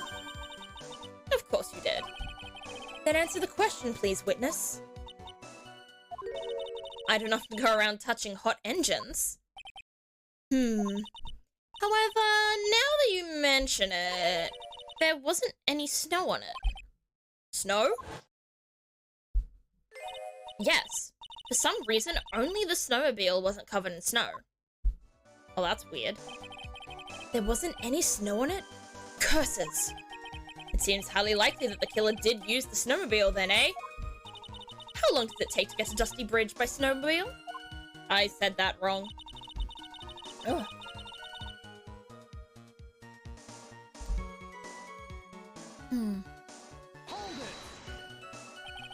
In that case, why didn't you use it yourself?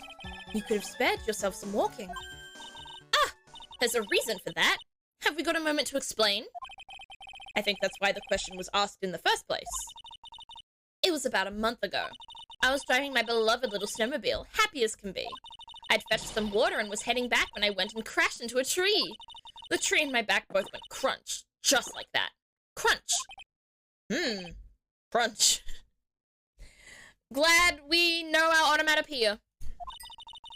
I haven't been able to find the courage to write anything since then. Anyway, the killer must have used it.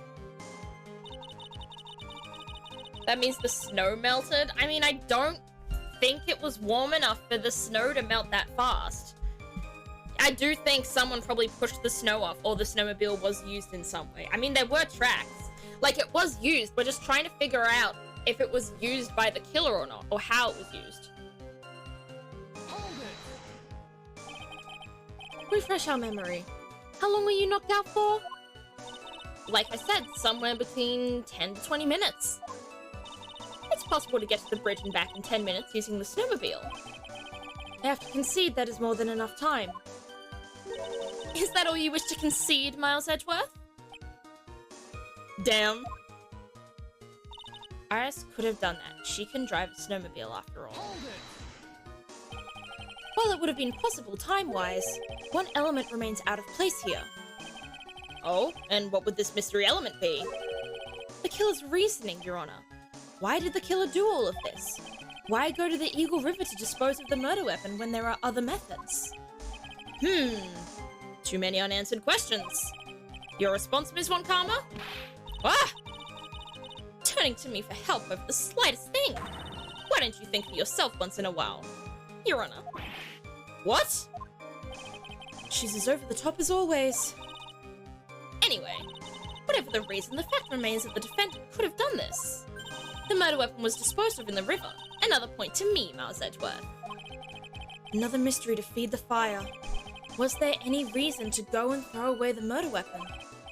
Luckily, there is surely a problem with this testimony. Now all I have to do is start poking holes in this flawed account. Well, now I'm stuck. Oh my goodness. To think, like, 20-something minutes ago, I was like, oh, it's not that hard. It's not that hard. I don't think I'm doing that bad. I'm figuring out the contradictions pretty quickly. And then I get stuck at this. After asking that it be reported, I went to the main gate, and there I saw tracks that indicated the snowmobile had been used. It takes 15 minutes to walk to Dusky Bridge, but less than 5 by using one. Maybe they threw the weapon into Eagle River and came back while I was knocked out. I don't know what to present here!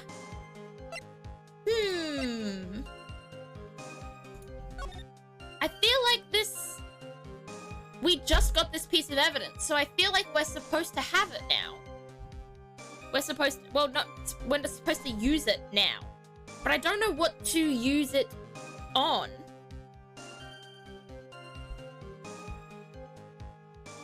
Unless...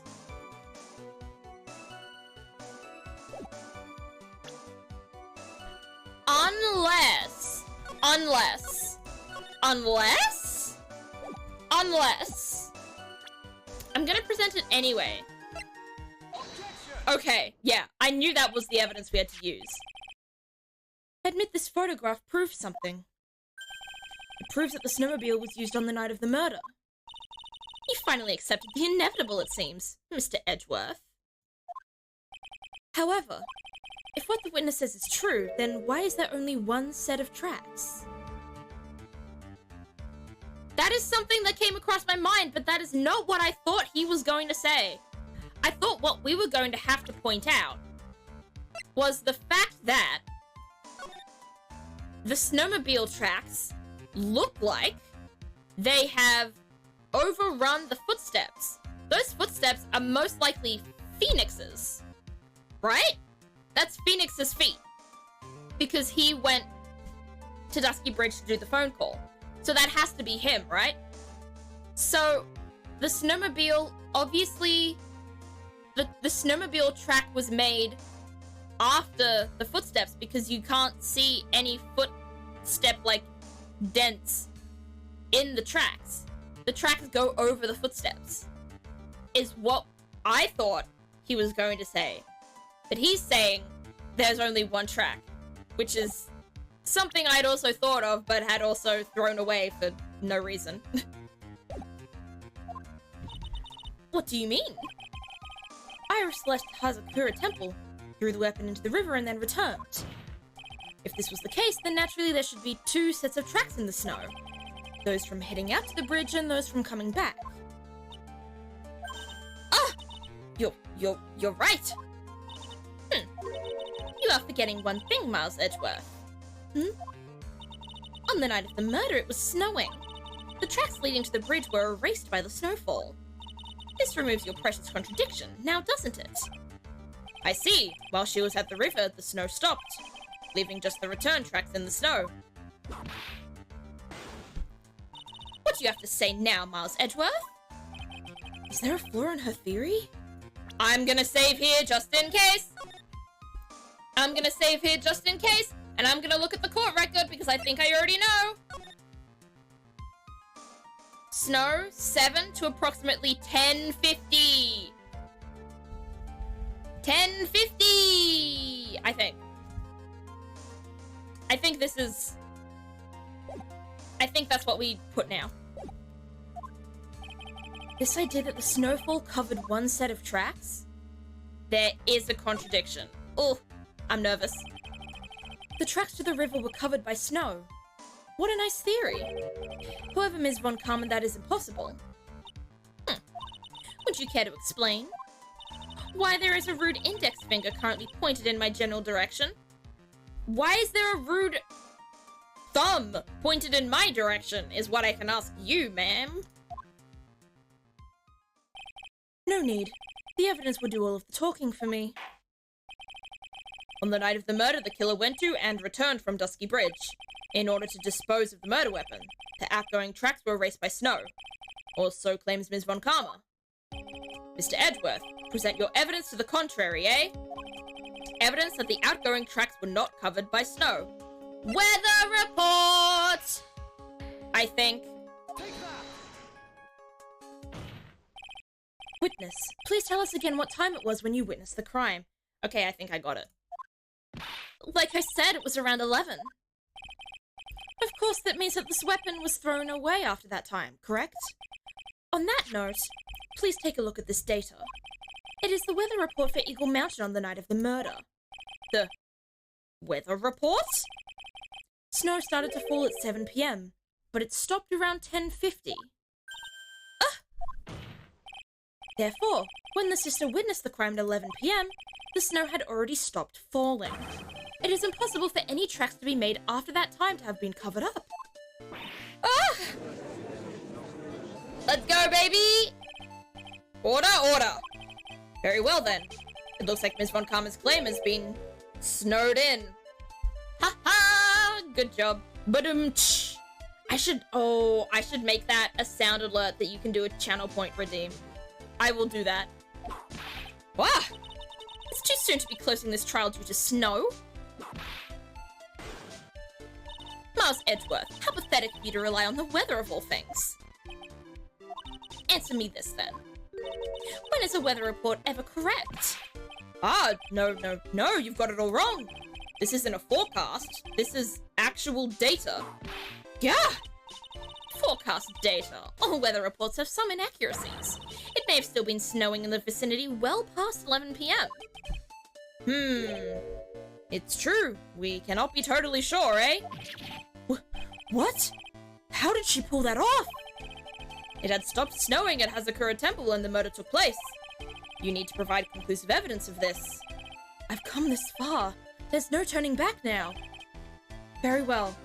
I too cannot allow any doubt to remain concerning this testimony. Do I save here? I feel like I save here. Unless this is the longest bluff of unless this is the longest failure of all time, in which I've just backed myself into a corner. Huh. You can't back down, can you? Such a perfectionist, Miles Edgeworth. Very well then, Mr. Edgeworth. Where is your evidence that it had already stopped snowing when the victim was killed?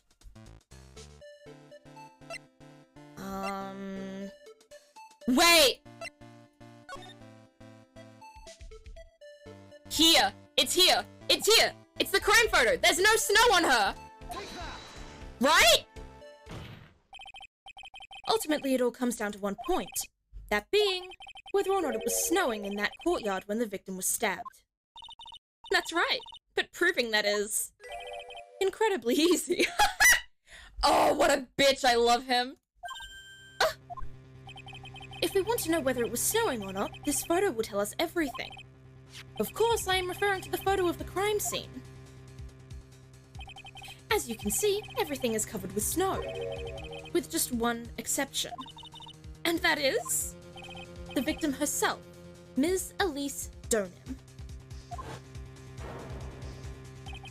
Why is there no snow on top of her? The answer is simple. It had stopped snowing when she was killed. That's why. In other words, the killer really did go to the Eagle River to dispose of the murder weapon. Then in this photograph, there should be 2 sets of tracks. Order! Order! Just what are you... Just what are you suggesting, Miles Edgeworth? To be honest, I am not entirely sure myself, but... Saving! I feel like there might be an option here that we have to go through. This is simply what all of the facts point to. That night, someone used the snowmobile to leave Hazakura Temple. From the tracks left, it can be understood that they were heading for Dusky Bridge. At that time, it was still snowing. Of course it was, because those tracks were erased by the snow.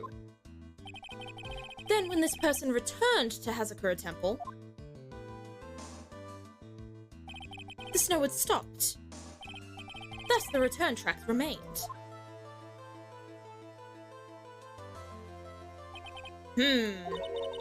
Can I say something? This all sounds a bit fishy to me. What does, sister? There is only one key for the snowmobile. Furthermore, on the night in question, we know that the defendant had it. The key was found in her room after the murder. Which can only mean that night, Iris used the snowmobile to go to the inner temple. But Iris said that she never went there. I should probably press on some point more often when I get the chance. The snowmobile can't cross the suspension bridge, so she must have left it on the Hazakura side of the bridge and crossed on foot. That sounds right. But what's odd is when I left and returned to Hazakura Temple,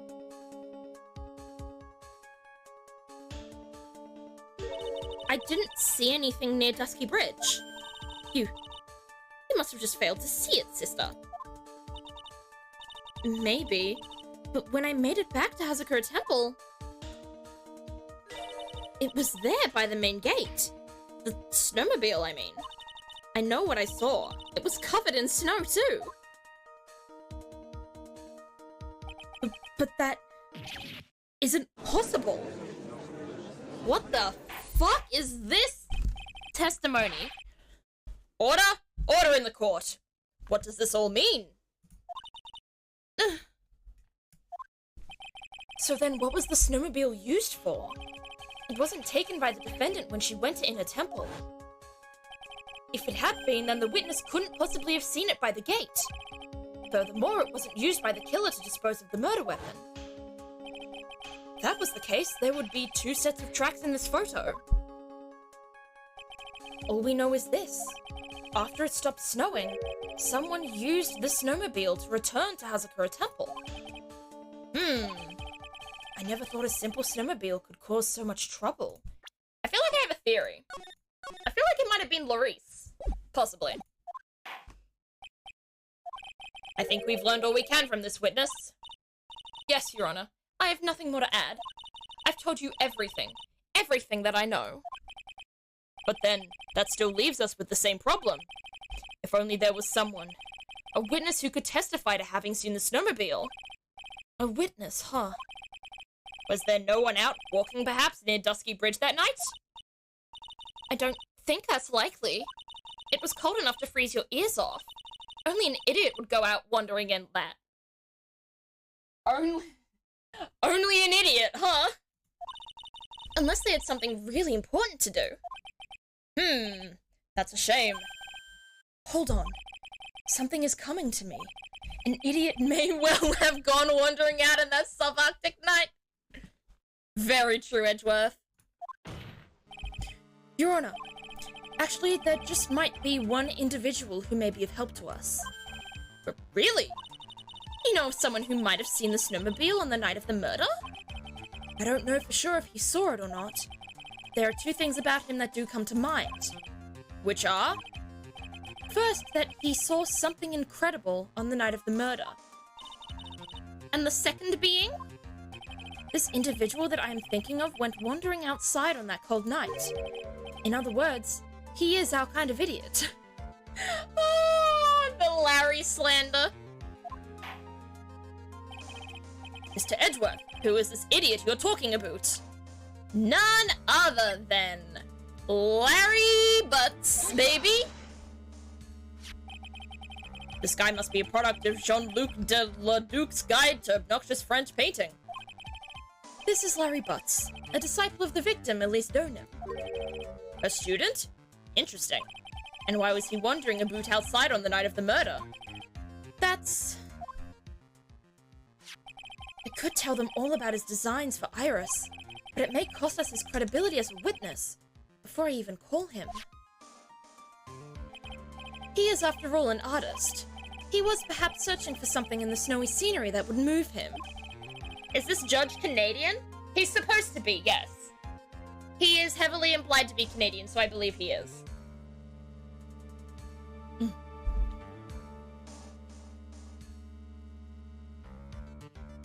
Although I cannot guarantee that this is the reason. And so, this unfortunate, unreliable-looking man, what exactly was it that he saw?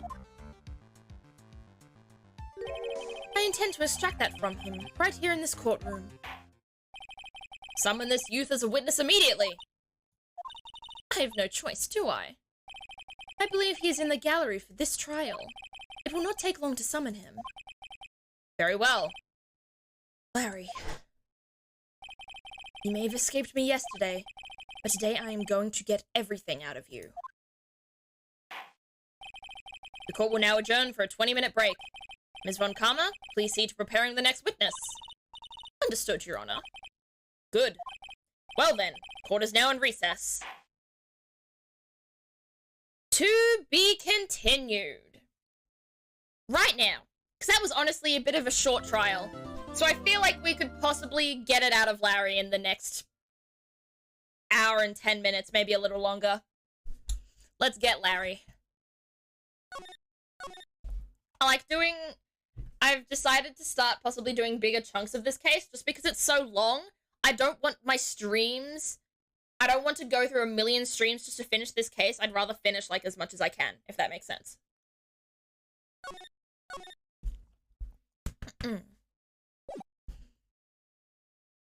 Let's go.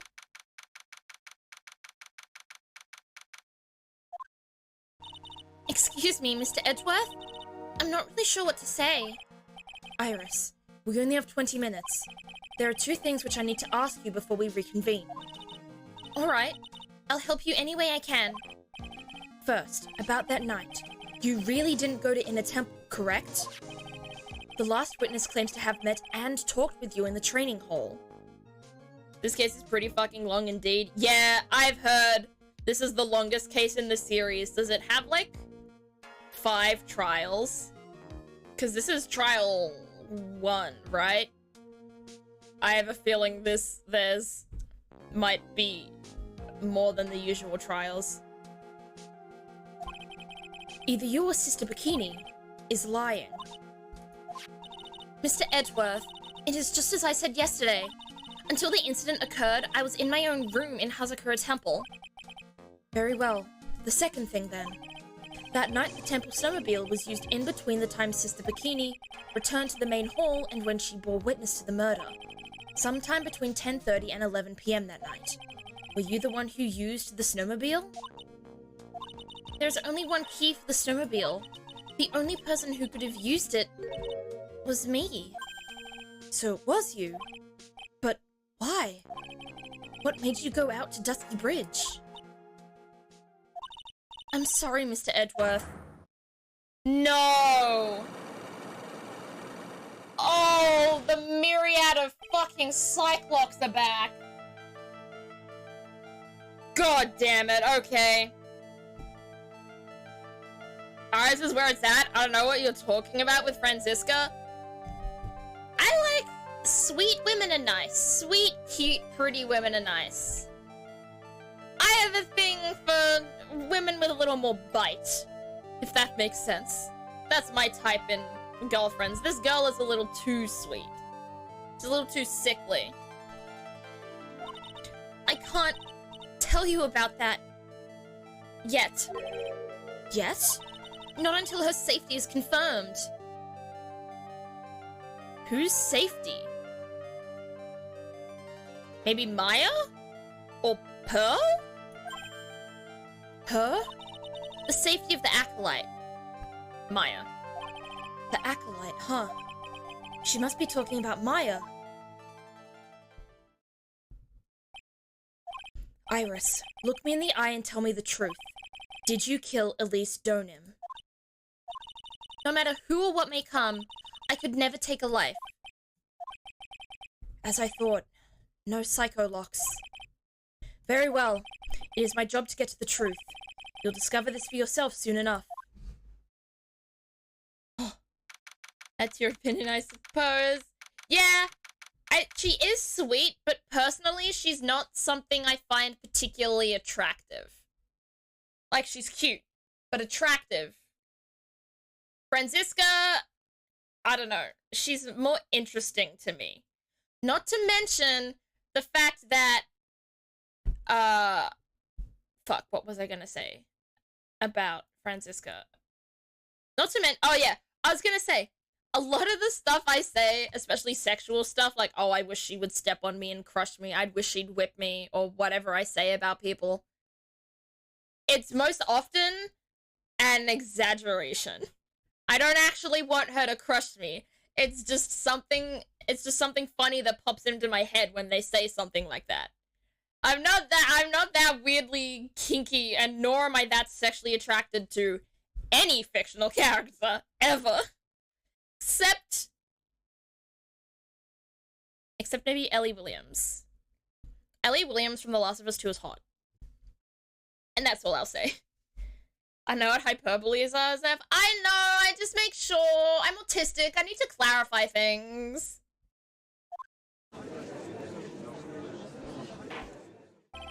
Court will now reconvene.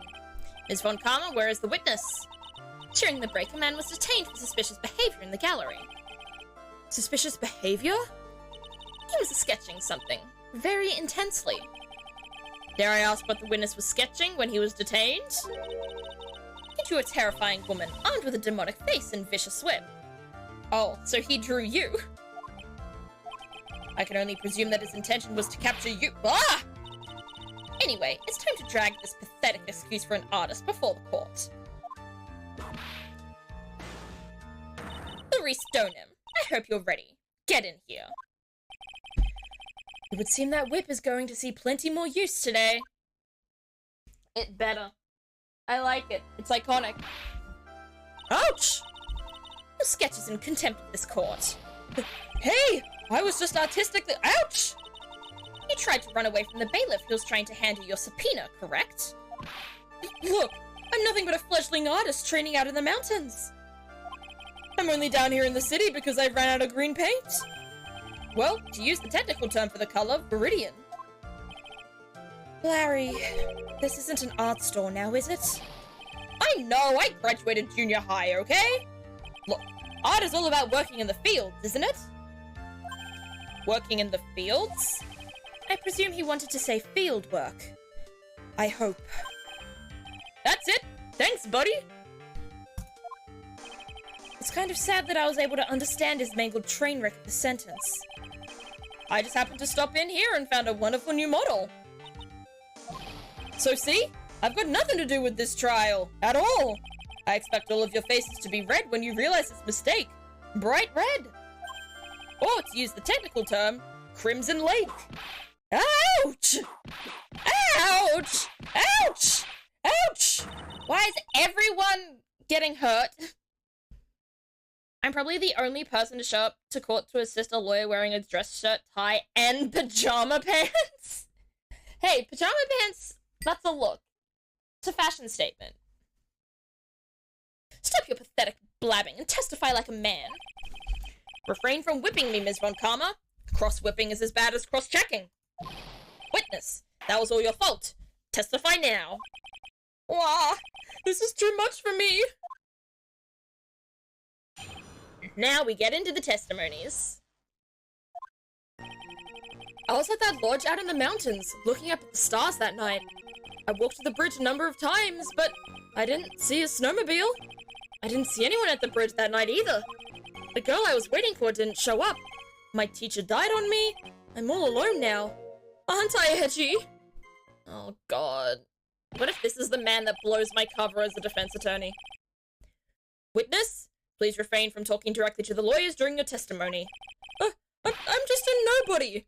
Nothing but a small, worthless man, aren't I? Well, he's got that right. And why wasn't I asked for my name and occupation, or anything else? Mr. Edgeworth, this man seems to have quite a severe inferiority complex. He's recently been the cause of numerous incidents. I think he's finally realized for himself just how much of a nuisance he has been to other people. Yeah, that's right! I'm behind everything! Every case! Watch out, okay? Just touching me will make you eternally unhappy. Don't worry, I have no intentions to touch you, Larry. Well then, let us proceed with the cross-examination. With no touching, thank you. We can delve into other details at a later time. Testimony time! He has such a bad life, he does. I feel sorry for him, but at the same time, he's the kind of guy that's so easy to bully because he is so pathetic. I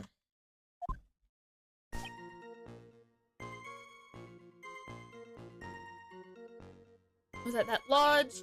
I walked to the bridge. I didn't see a snowmobile. I didn't see anyone. I feel like that has to be wrong, right? Where's Larry? Wait. Larry Butts, age 25. My friend since grade school. I don't remember how we became friends, though. This man's just like, Larry just turned up in my life and now I can't get him away. Let's see. Where did Godo go? I'm confused. Alright. We'll start pressing first, I think. Hold it. Fuck. Whatever is the matter, Mr. Edgeworth? This one single statement is so full of contradictions. For a moment there, I thought I was going to collapse. Darth Larry theory? It's like Darth Jar Jar. Oh yeah, Larry's actually the devil. Larry's actually behind everything. He's actually the big boss behind every single case. He's the one that has orchestrated everything that has ever gone wrong. I would believe that, honestly. So, witness, any idea as to where these contradictions in your testimony lie? Depending on your answer, I may stay my whip. Okay, give me a minute. Well, it was snowing that night, so I couldn't possibly have seen the stars. That rundown shack is hardly a lodge, is it? And even if the stars could be seen, it isn't like I was there to look at them, right? See? You can do it if you try. Ouch! There is only one issue here. What you saw at Dusky Bridge. Alright, I guess that's not an important part. Hold it. A number of times? How many? Whoops. Maybe 5 times? I went once every 20 minutes. Which means you spent almost 2 hours at Heavenly Hall that night? You bet! Real love is about waiting with your heart in your hands. Love, you say? It was this man's intention to summon the defendant to the small shack, using this blackmail letter. The blackmail? No, that was simply a product of overflowing love. Ah! You huffy-puffy, loosey-goosey excuse for a whimpering, whining wuss of a witness. God! Her alliteration is incredible. So, what did you see? I hope for your sake you had a snowmobile. Manfred von Karma and Damon Gant were following his orders. Exactly! All the most evil guys in all of these cases were the reason Larry was in control of them. It was all Larry, baby. Every single one of them was actually Larry. You huffy puffy loosey-goosey excuse for a whimpering, whining wuss of a witness, eh? Why did you have to repeat that? I hate this. Well, you see... Being called those names doesn't seem to bother him at all. Didn't see a snowmobile. Why did you stutter? Larry, you really didn't see it? But hey, no need to hit your desk, I can hear you. I didn't see it. I didn't see a snowmobile.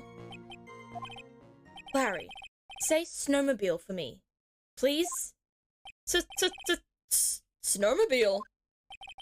If you truly have nothing to hide, then why are you stammering like you just flew over a cuckoo's nest? Shut up! What is this? I don't know, don't ask me! It seems that I'll need to start from a more obvious contradiction.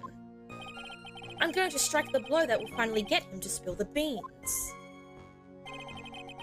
I'm the only Larry lover here, huh? I don't hate him! It's just so easy to make fun of him. And that's why I do it. I don't hate him at all. He is a lovable character and he is a nice returning character. But he's so easy to bully that I just end up doing that a lot of the time.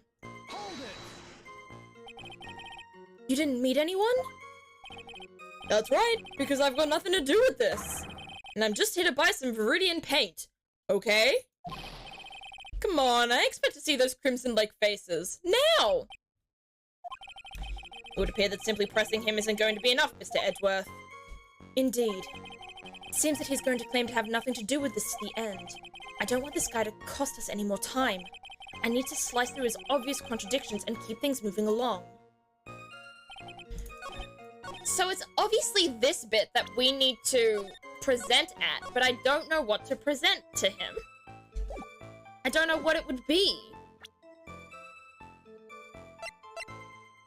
Not the blackmail. Shows Hazakura Temple and the surrounding area. I don't get it. The photo. Courtyard. Taken that night from main gate to Dusky Bridge. I love Larry's. Larry abuses part of the dynamic. Exactly. He's meant to be made fun of. That's how you show him you love him. That's so mean. That's so... Wait. I didn't see anyone at the bridge that night either. Maybe he did see? Did he see anyone at the bridge that night?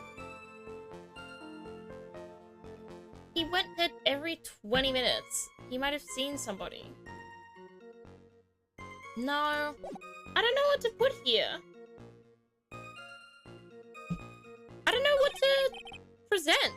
Maybe I should have stopped stream. No, what do I present? I was at that lodge out in the mountains looking up at the stars that night. I walked to the bridge a number of times, but I didn't see a snowmobile. But he's stuttering at snowmobile. So that means he must have seen it. Maybe the map? No? Okay.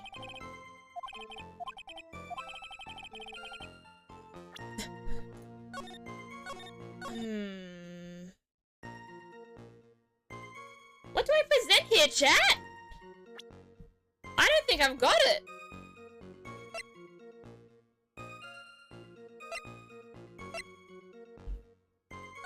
Maybe this?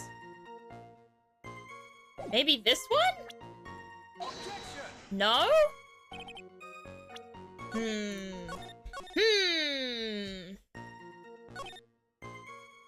didn't see anyone at the bridge there either. I feel like that's not true. No? You didn't see bikini, okay? Did you see... Didn't you see Phoenix? At the bridge? He saw it after the murder, but you can't say he didn't... Yeah, I didn't see anyone at the bridge that night. He definitely saw Phoenix. Yeah, okay, there we go, we got it. Larry Butts, I can understand why you might want to throw your old life away. You're pretty pathetic and you cause all sorts of trouble. But I'm sorry. But having realized just how much of a nuisance you have been, that could be considered a step in the right direction. Edgy, are you trying to console me? It certainly doesn't sound that way to me. However, I cannot forgive you for simply turning away from the incidents that you create. Wow, you're totally pinning this on me. Now then, let us talk about the night of the murder. Sister Bikini, after seeing the murder take place, asked Phoenix Wright to report it. Thus, he headed for the public phone by the bridge. There, he happened across a certain nefarious individual. Nefarious? You, Larry Butts. But that's right, me in the flesh. Listen carefully, witness. It doesn't matter if you change your name. So long as you remain pretty pathetic, you will continue to cause these incidents. That reality will not change. But what do you want me to do then? Larry, what you need to change is your inner self. But for now, what you saw that night. Testifying truthfully about this one issue is all I need from you. Edgy, I think I've finally woken up. Well, I guess I could still be sleeping. But anyway, I'll do it. I'll testify. Well, I'm not sure this will go especially well. I'll ask again then, witness. What did you see on the night of the murder? Testimony number 2. I went to the shack at around 9, so it would have been about 10:30 p.m. I was lying under my bedding when a white flash almost blinded me. I looked out the window, and Dusky Bridge was on fire.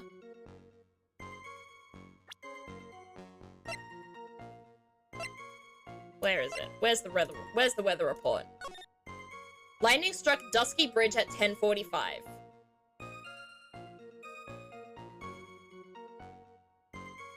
What do you mean, bitch?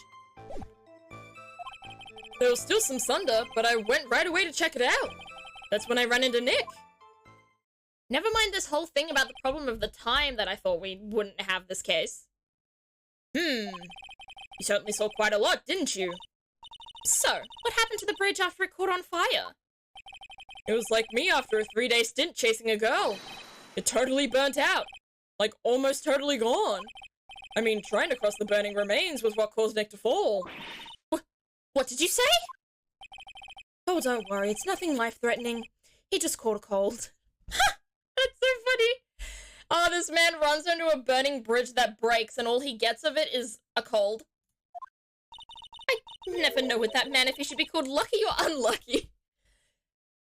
You and literally everyone in the fandom, Franziska.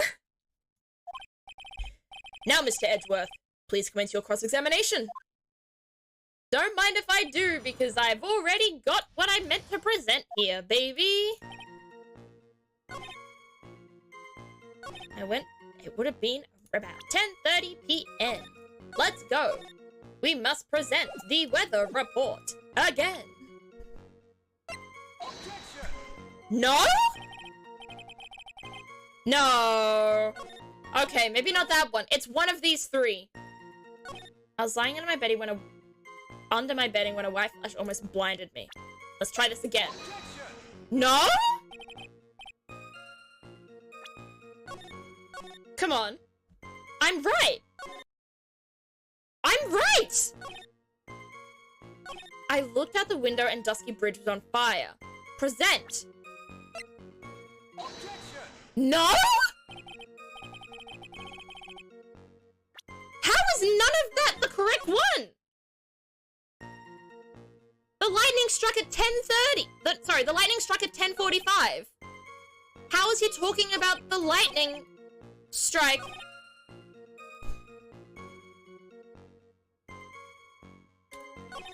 There was still some thunder, but I went right away to check it out. I'm gonna press it. I'm gonna present this at every single one then.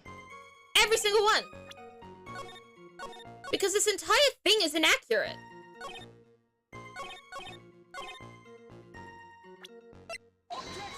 No? This is fucked. There's a very, very obvious contradiction here, but apparently I'm not allowed to present it because it's wrong. I guess we press then. Hold it. What did you do out there in the cold for an hour and a half? Well, if you really must know, I was busy being excited. I guess. Excited? Dare I even ask? I set the meeting time as 10 p.m., right? But I couldn't wait, and I thought she might come early, too. Well, it appears she didn't come at all in the end. Because they never arranged to meet in the first place, did they? Shut up! Don't go picking my fond memories apart! Anyway, I was getting a little worried. I thought maybe Iris had lost her way. So every 20 minutes or so I went out to the bridge. But I didn't see anything particularly suspicious. I didn't have anything else to do, so I went back to the shack to wait for her. Hold it. This light was, of course, lightning. Like, kapow! Like a slap from Naomi, honestly. Who's Naomi? A big bada boom! Ah! Her little like that? Oh my gosh. Yeah, her whip would probably feel like a smaller version of lightning. Wah! That's more like a punch from Miranda. Now who is Miranda? Witness, did you actually see the lightning hit the bridge? Well, I was a bit startled by the flash of light, so... Looked out the window and Dusky Bridge was on fire. Press! Hold it. Seeing that, what did you do? What do you think? I was burning up as well from the fire in my heart. And that's why you went to take a look at the bridge?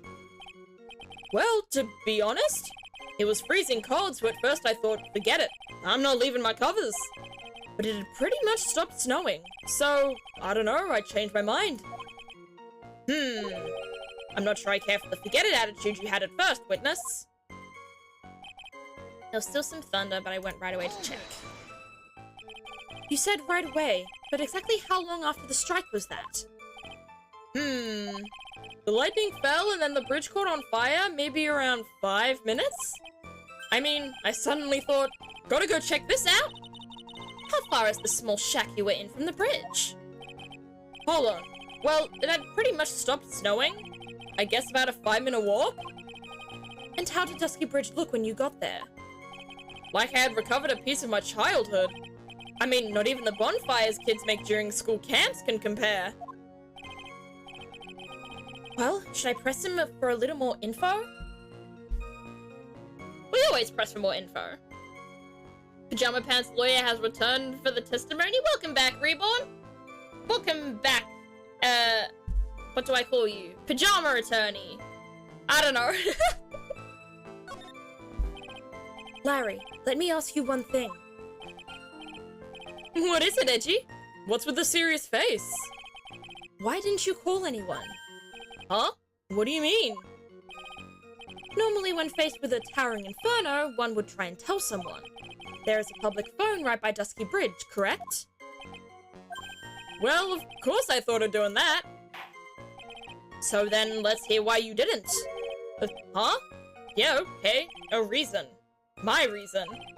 It isn't that I didn't try to tell anyone, I just didn't have time to, okay? I arrived at the bridge and Nick showed up less than a minute later. Okay. Hold it. You claim to have arrived at the bridge at the same time as Wright? Yeah. I thought I'd better tell someone about this. But then Nick came up yelling about murder. It totally made me forget about the bridge. The fire was pretty much out by then anyway. What's this feeling? I suddenly have a terrible case of unease. It was after contacting the police that Phoenix Wright fell from the bridge, correct? Yeah, that's pretty much it, more or less. He told me about the burning bridge yesterday, but there's still something that doesn't quite fit. It looks like, despite his change of heart, Larry still isn't telling us the whole truth. Pajama attorney? Yes! That's exactly it! I arrived at the bridge and Nick showed up less than a minute later. What's the discrepancy here?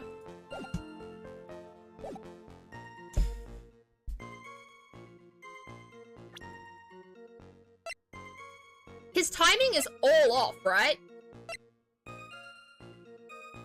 Because Elise dies, and that's when Phoenix goes. So this is around 11 p.m.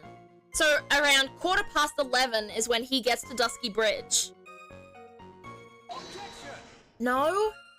I don't know which one is the right one to present when it comes to the timing.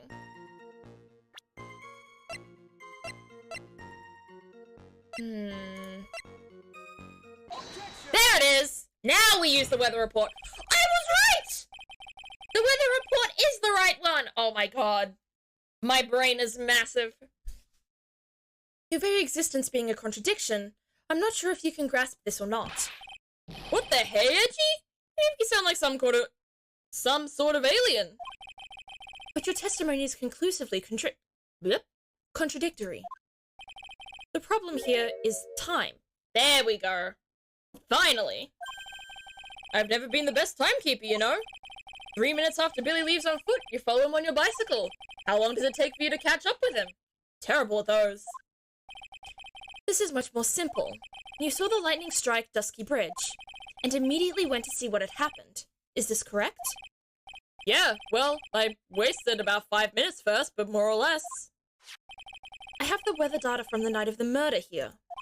According to this, the lightning fell at 10:45 p.m.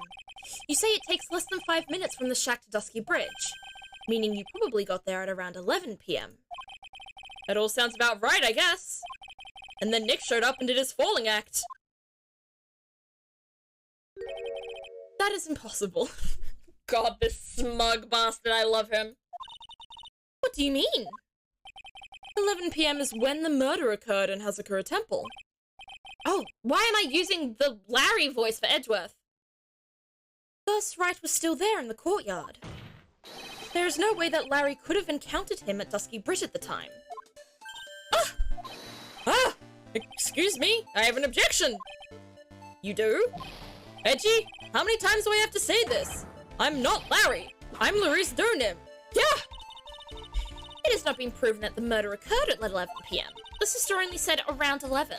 In which case, it could have been earlier than that. Watch your footing there, Ms. Francisca von Karma. The slope ahead is slippery.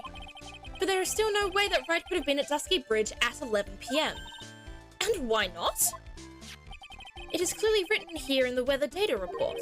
It took around 30 minutes for the bridge to burn out. Therefore, the bridge must have been burning until at least 11:15 p.m.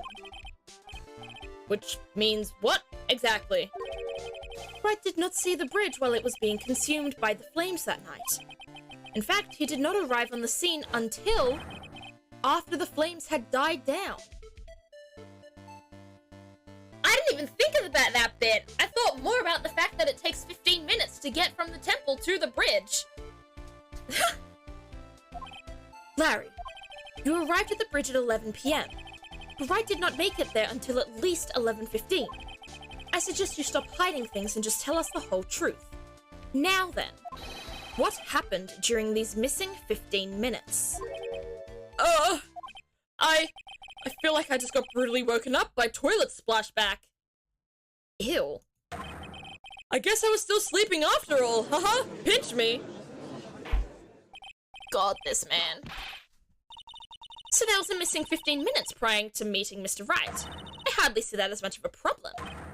Yeah, not much of a problem at all. Really? The bridge is burning before your eyes and there is a phone right next to it. Why then did you not report the accident? Yes, witness, why didn't you? Were you there simply to watch the bridge burn? And therein lies the problem. For even after the bridge had burnt out, he was still there. Staring into space, this witness didn't even attempt to fulfill his civic duty. That's what it sounds like.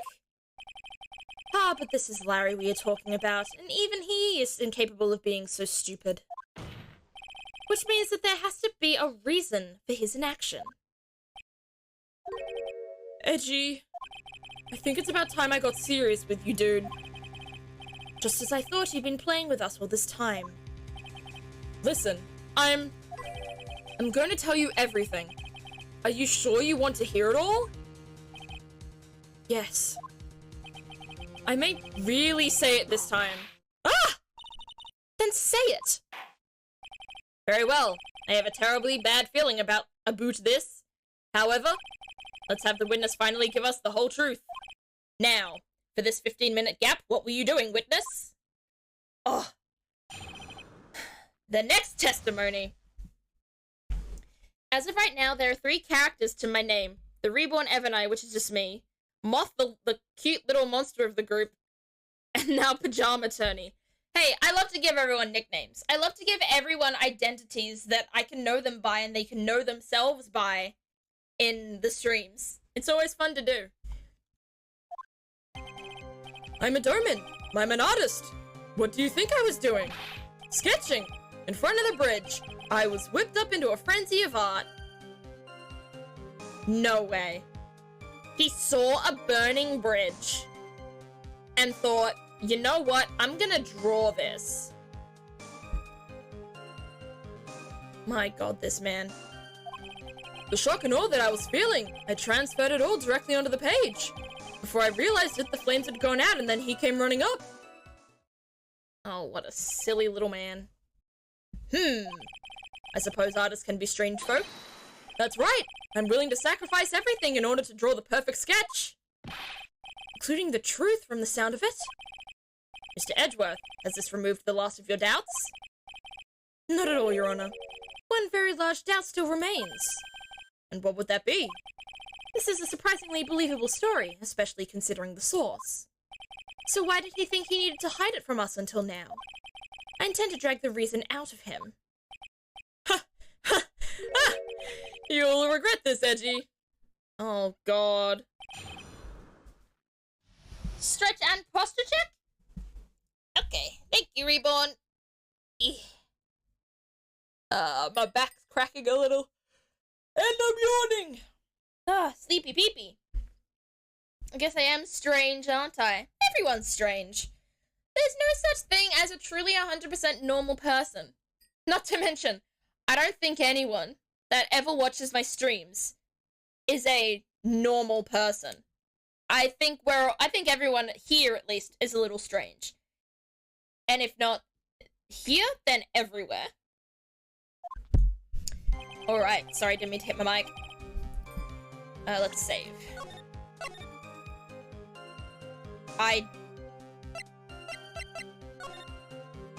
What did I... Felt like I did something weird there, but I guess not. What do you think I was doing? Press! Tell us, Larry. My name is Larice, get it right! Mistakes like that are what keep you from being popular with the ladies like I am. I'd say being gay would also keep you from being very popular with the ladies, at least in a romantic/sexual aspect. So, I think Edgeworth is fine. Sorry, yawn. Just who exactly are you? I'm Larice Donim, apprentice extraordinaire. That's what he calls himself in any case. Then you are an artist?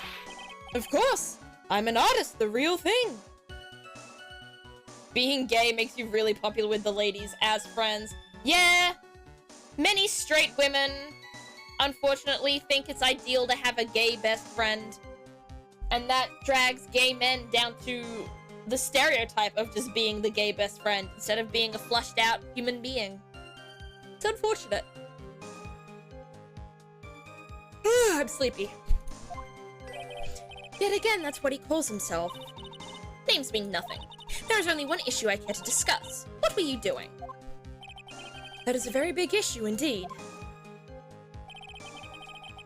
Sketching? Sketching? The burning bridge? The burning bridge and everything that came with it. What? Came with it? You want to hear this from my lips, do you, Edgy? You'll regret this. The sketch of mine is, Enough. Just take the ridiculous sketch of yours out already, witness? What are you talking about? I don't know what you mean. What do you mean you don't know what you mean? You were sketching something! Give us the drawing! That does indeed appear to be the fastest solution. I'll leave it to you, Mr. Edgeworth. What should I do? I've got a terrible feeling that the instant the sketch is revealed, the entire world may be changed by what is depicted there. We have to look at the sketch, right?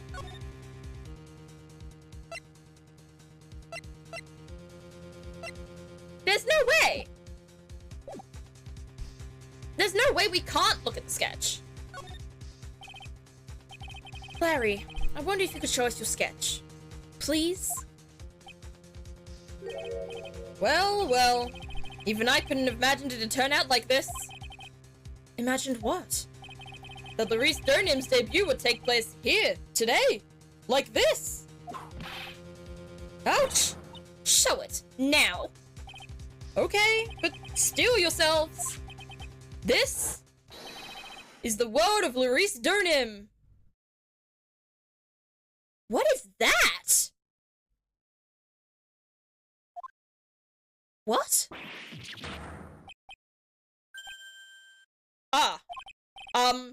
Well, so this is the Dusky Bridge, correct? I will say, it's a nice piece of art.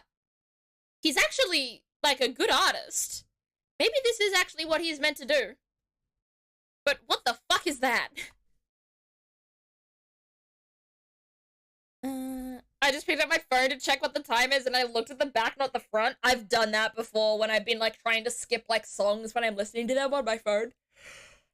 Can I stop yawning, please? Ah. Oh, quite a large bridge, isn't it? Your response, Ms. Von Karma? Yes, well, it's a better drawing than I expected. Isn't it? Isn't it? I struggled to reproduce those flames, I really did. Yes, I'm sure you did. This is going to get ugly. No one has the courage to bring it up, it seems. This mysterious flying object. Larry. What? Burning Bridge is fine, but what is that unfortunate-looking figure? Ah, you spotted that? I thought you might. However much I might want to ignore it, I can't. It's Iris, of course. Iris! I wish she'd take better care of herself. We have to plan for our future, you know? What would have happened to her if she had injured herself flying like that? Larry, please, answer this next question honestly. Okay. Are you really claiming to have seen this? Are you claiming to have seen the silhouette of the defendant? Flying over a bridge that was engulfed in flames? Yep, that's what I saw. Oh my god. Larry has potential if he wasn't a simp. He does. He has a lot of artistic potential. And you recently learned how to read normal clocks? You did? I mean, damn, nice. I knew that for a long time. I always forget that it's, like, hard for some people, but reading normal clocks is a really good skill. I learned that in, like, primary school is when I had to learn that. That's why I drew it. I'm an artist, a real artist. You? Hi? The girl. She's really high up in this picture. Yeah, sure, that's what you were thinking.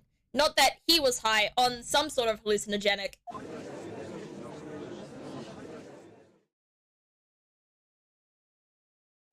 Oh! What was that for? This is all a bad dream. I was hitting you on the cheek to test that theory. Please whip your own cheek from now on if you wish to test your wild theories. Anyway, no court of law will ever acknowledge that people can fly. Actually, there is some precedent for this. She was flying pretty high, my sweet Iris. She's about 30 feet above the bridge, at least. It was really something to see. This has got to be some kind of mistake. Mr. Edgeworth, please bring the witness back down to Earth. What? Me? This witness is your friend, is he not? Accessory to foolishness, Miles Edgeworth. Let us get back to the cross-examination. By force, if necessary. Mr. Edgeworth, I expect you to expose the obvious contradiction here. Yes, Your Honor. Looks like I've got another reason to remember this moron. Well, what did you think of my debut piece? Get that thing away from me. Now, hurry up and cross-examine him.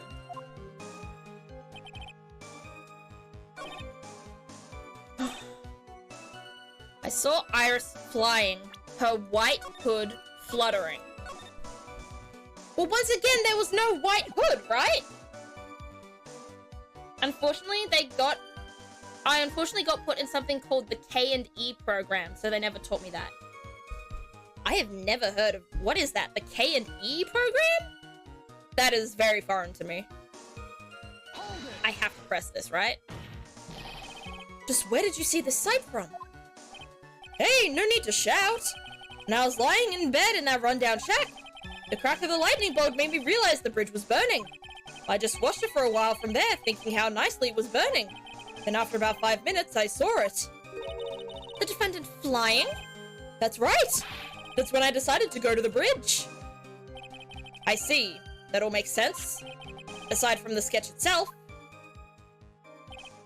Yes, this sketch doesn't make any sense. I just need to convince the artist that his work is ludicrous. How do I convince him? Maybe I present the white hood? I thought we established that she didn't have one? Yes! Oh my gosh, I'm a genius! Larry, what did you really see that night? Not that I particularly care. In your position, that's just being irresponsible. I drew exactly what I saw. I'll give you a whole $1 that it's the truth. Oh, wow. A whole $1. Oh, I'd love that. That is truly the case. Then there is one thing that we can say for certain. What might that be?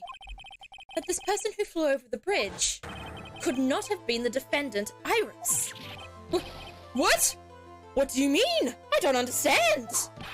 Ah! A foolhardy folly of a foolish statement by an equally foolish foolhardy fool. How exactly can you make this claim? Tell us, Larry. According to this picture, the individual whom you say you saw was wearing a hood. Correct? Of course she was! That rundown shack is quite a way away from the bridge. The hood is what told me that this floating angel was my Iris. The hood is my darling Iris, and Iris is my darling hood. Ah! It seems there are bigger fools in this world of one at the defense's bench. Larry, there's something you need to be made aware of. On the night of the murder, Iris wasn't wearing her hood. She had given it to Wright as a gift. Are you going to change your story now? Perhaps suggest it was Wright who took flight? Wright taking flight, baby! What are you talking about? I think you understand what I mean just fine. Why? Why did Nick have Iris's hood? What? Edgy, what's going on with Iris and Nick? Why, Nick, you dog! Really? That's what you're concerned about, Larry? Far out. It's a thing up with my school system where kids with learning disabilities or just disabilities are put into one class. I got put in there because of my autism. Okay. So I think sometimes some stuff like that can be a good experience, but I also think a lot of the time you can't lump in every disabled person and expect them to work the same way. Oh, it's raining. Ooh. Ooh, fun. It's raining. But, like, some people, like, learn differently to others, and I hope that was at least accounted for. If not, that sounds like maybe not the best place to go to. She's already used the full sentence. Yeah, she's used it, like, 3 times already. I do believe that this unbelievably mysterious sketch is destined to disappear, discredited, and discarded. Straight into the garbage.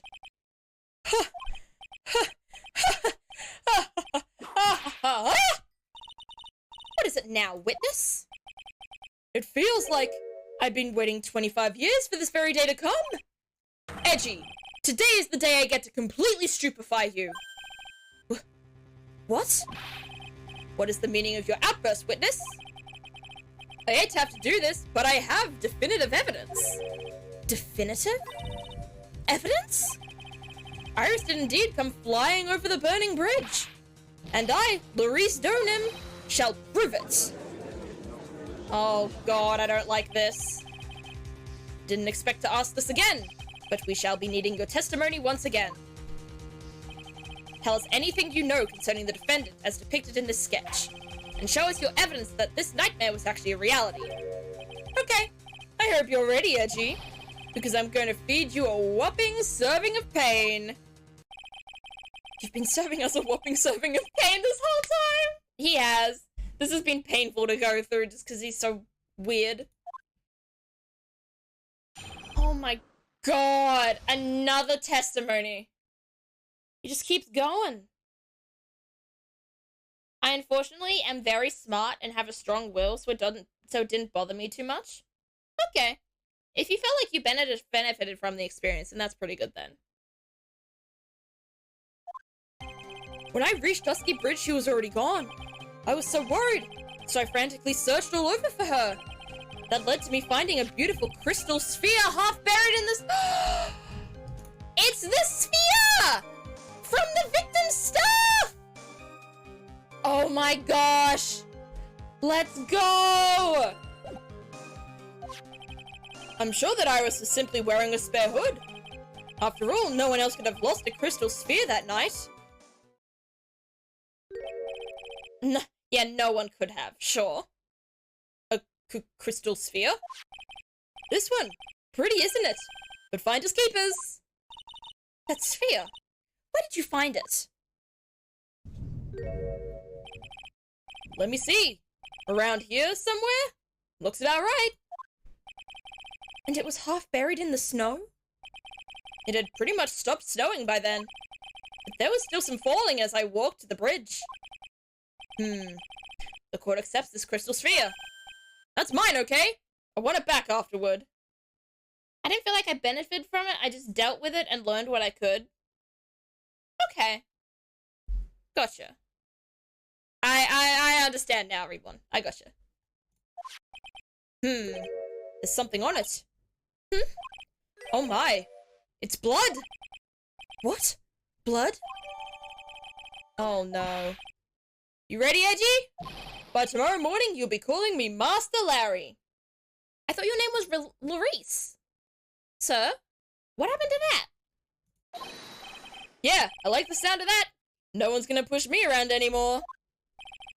Didn't you want to be called Larice Donham only a few minutes ago? Exactly. Miles Edgeworth and I, same brain.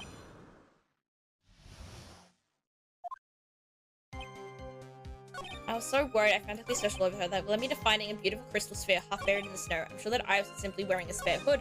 After all, no one else could have lost a crystal sphere that night. Save! There are 3 things that I could possibly present here. One is the staff itself. One is the photo of her. And the third is just her in general. I think I'll present her. Yes! Larry, that night, there was someone. Someone who lost a crystal sphere. There was? Who? Who was the stupid idiot?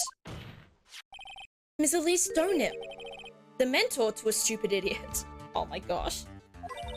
The victim? I have a photo of her here. There we go. And on the end of her staff, you can see a familiar-looking crystal sphere. Hey! That's my photograph! Give it back! Ouch! A crystal sphere like that is quite easy to find. I have one just like it on my brooch. They look nothing alike.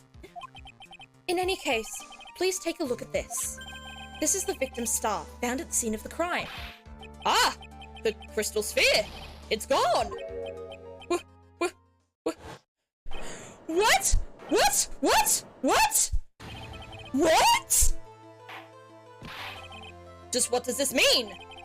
If anyone jumped or flew across that bridge that night, it certainly was not Iris. After all, she was not wearing her hood. More importantly, the crystal spheres found at the landing site was not hers either. Yeah, baby? That means the one who flew and dropped the sphere was the victim? Ms. Elise Donan? A fool alongside another fool on a fool's errand to reach a foolish conclusion. First of all, this sketch, which I prefer to call a scribble, is ridiculous. People cannot fly, thus it is rejected. You can't do that? I saw it with my eyes! And this crystal sphere. This is nothing more than a red herring. You honestly believe that? Give it some thought, and I'm sure you'll realize it as well, Miles Edgeworth. Elise Donan was in her room on the night of the murder. There was no reason for her to go to Dusky Bridge. Therefore, this sphere cannot be related to this case. That is all. Miss Franziska von Karma, the only people who will accept that explanation are scatterbrains and clowns. Why are you pointing at me? The victim's crystal sphere was found near the bridge on the night of her murder. Yet you expect us to believe that this has nothing to do with the case? The crystal sphere. It was probably thrown away at the bridge after the murder. After the murder? There is blood on the crystal sphere, isn't there? This naturally suggests that it was thrown away after the murder took place. The killer placed it there to throw the investigation off the scent, which is the exact same reason that he drew that ridiculous sketch. What? You mean I'm the killer? No way! All joking aside, just when did this crystal sphere appear near the foot of the bridge? Unless it can be proven in some way, I refuse to believe that this is related to the case. She makes a valid point. There's no evidence that Elise Donim left Hazakura Temple that night. However, if somehow the crystal sphere can be proven to have been dropped before the victim is killed, then this case is going to transform into something else entirely. Your response, Mr. Edgeworth? I want your final opinion on the disposition of this crystal sphere. If it is not related to the case, then this witness who you called will have been nothing more than a monumental waste of time. Fuck. I have a feeling, but it feels like a stretch. Prepare yourself for some very appropriate punishment, Miles Edgeworth. Can I prove it?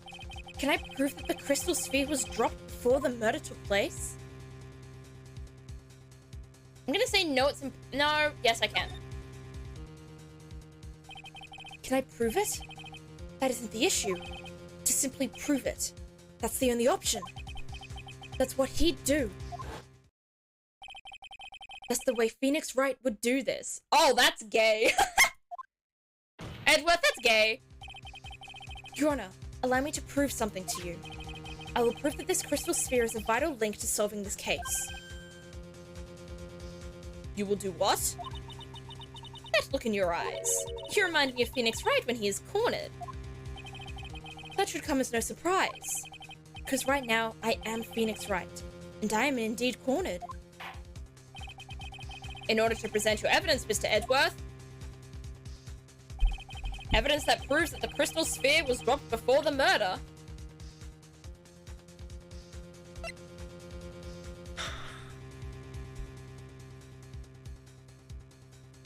I don't think I know. I have an idea, but I feel like it's wrong.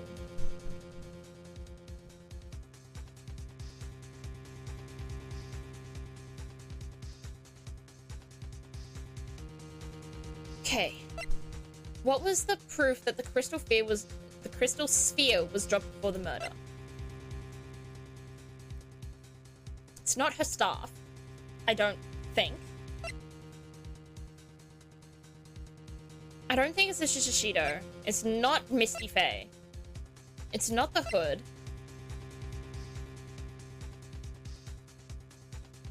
It's not the note. It's not the map. It could be the weather report. Based on them talking about how the sphere was found half buried in the snow. Found half covered in snow. See? So it could be the weather report. I'm going to try the weather report first. Your response, Ms. Von Karma? Birds of a feather flock together. Oh, this is wrong, isn't it? Miles Edgeworth. I think one such bird is calling for its fellow now. Go, go, Edgy, do it! Prove it! Win, win, win! He's cheering. It's as though I'm listening to the ominous call of ravens. Yeah, it's not this one. The time of the murder and when the crystal sphere was dropped. I need to find proof that the latter happened first. Okay. Load. We reload this. And we try again. Yes, I can. I don't think it's a no, I can't situation. Usually when it says, like, can you do this or can't you do this, there is a yes. The answer is yes. So it's not the weather report. It's not that. It's not the photo of Elise. It's not Iris's testimony. It's not the autopsy report. Courtyard where Elise Donan was murdered. It's not the crime scene. I don't think.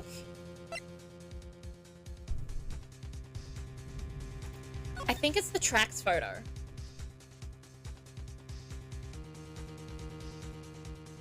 I don't know how it could be the tracks photo, but I think it's the tracks photo.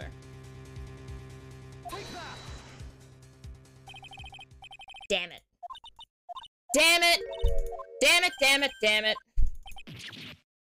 Damn it, damn it, damn it.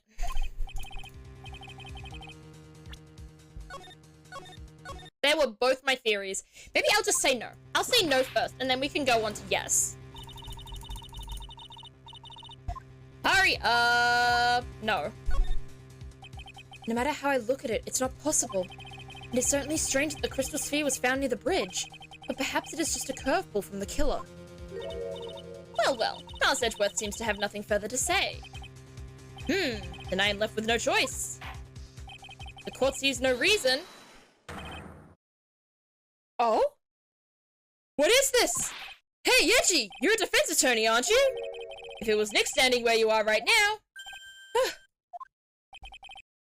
If it was Nick, do you think he'd give up? No, we'd find the truth no matter what it took. No matter how crazy it seemed. Right. This moment I'm standing where you should be. Which means there's only one thing to do. Whoops. Think like you. Your Honor, allow me to prove something to you. I will prove that this crystal sphere is a vital link to solving this case. Okay, so there's no way we can get around to it. So there is proof, but I don't know what it is. That look in your eyes. You remind me of Phoenix Wright when he is cornered. Oh, and this is the same thing. Alright. What is the evidence? What's the evidence?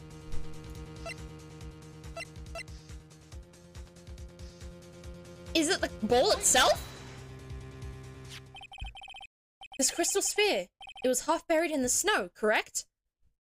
Wait, am I right about the weather report? It was just the wrong thing to present? That's right. If it hadn't stopped snowing, then it would have been game over.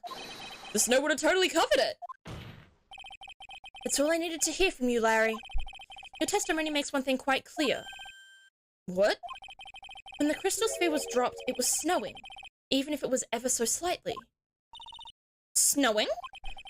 On the other hand, let us look at the scene of the murder. As proven earlier today, there is no snow on the victim's body. Ah! Therefore, the crystal sphere must have been dropped before the murder. What? What? Order! Order! Order! On the night of the murder, the victim did indeed go to Dusky Bridge. And there, something occurred that caused the staff's crystal sphere to come loose. What could that have been? This sphere. There is some blood on it, isn't there? Allow me to raise a certain possibility at this junction. The real crime scene was near the foot of Dusky Bridge. What? The murder didn't take place in the Hazakura Temple courtyard? Only a fool would suggest it's a foolish piece of absolute foolishness. Just who is the fool? And which part is so foolish, Ms. Von Karma? Have you been paying any attention this whole time, Miles Edgeworth? The sister saw everything. She saw the victim being killed by the defendant in the Hazakura Temple courtyard. That's not exactly true now, is it? To put it more precisely, what she saw was the murder weapon being removed from the victim's body. That's the same thing! No, it isn't. You said it yourself. Very little blood is actually lost at the moment of a blade's insertion. If you want to talk about when the most blood would be lost from a body, that would be when the blade is removed. If that statement is the truth, the Dusky Bridge could very easily be the scene of the murder. The murder weapon was not removed, thus there was no bleeding. You are forgetting one vital thing, Miles Edgeworth. Elise Stonehim's body was found in Hazakura Temple. On foot it takes 15 minutes to travel from Dusky Bridge to Hazakura Temple. You mean to suggest someone carried the body all that way? I've made it this far. The only place to take this is to the end. I just need to prove that my version of the events is also perfectly plausible. Now, if the defense is ready, the court would like to have an explanation. I've got it. I need... Save, because this is getting so intense. Please show us the method by which the victim's body was carried to Hazakura Temple. The snowmobile! On that snowy night, there is one way that a body could have been moved. The snowmobile. Ah! As we know, the snowmobile was used that night. It was explained as having been used to dispose of the murder weapon, but it could also have been used to carry a body.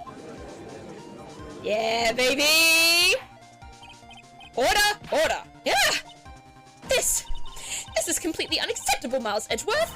You've dug yourself into your own grave! What do you mean? The only one who could have used the snowmobile was the defendant. She's the one who moved the body. Doesn't that put the final nail in your coffin? You're too late, Franziska von Karma.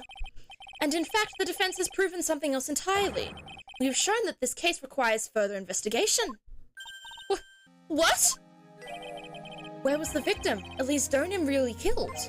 If her body was moved, whatever for? And finally, just what does this image mean?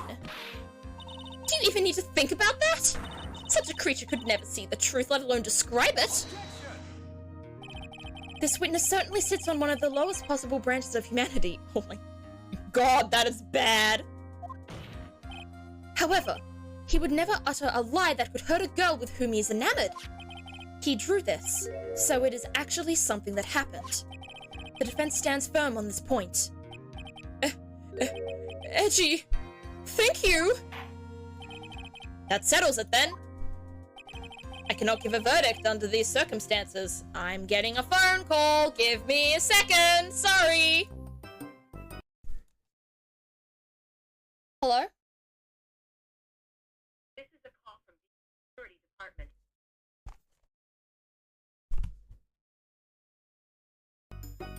Oh, I realized I muted. Oh my god, I muted the wrong thing. You saw what I said. That's alright. Anyway, that was a bot if you didn't hear her. Oh, that's the wrong place to go back to. Here we are. Whoops. Oh, my clownery starts again, doesn't it? Oh. Alright. I didn't hear, honestly. Oh, okay. I thought you might have heard it, but oh well. I cannot give a verdict under these circumstances.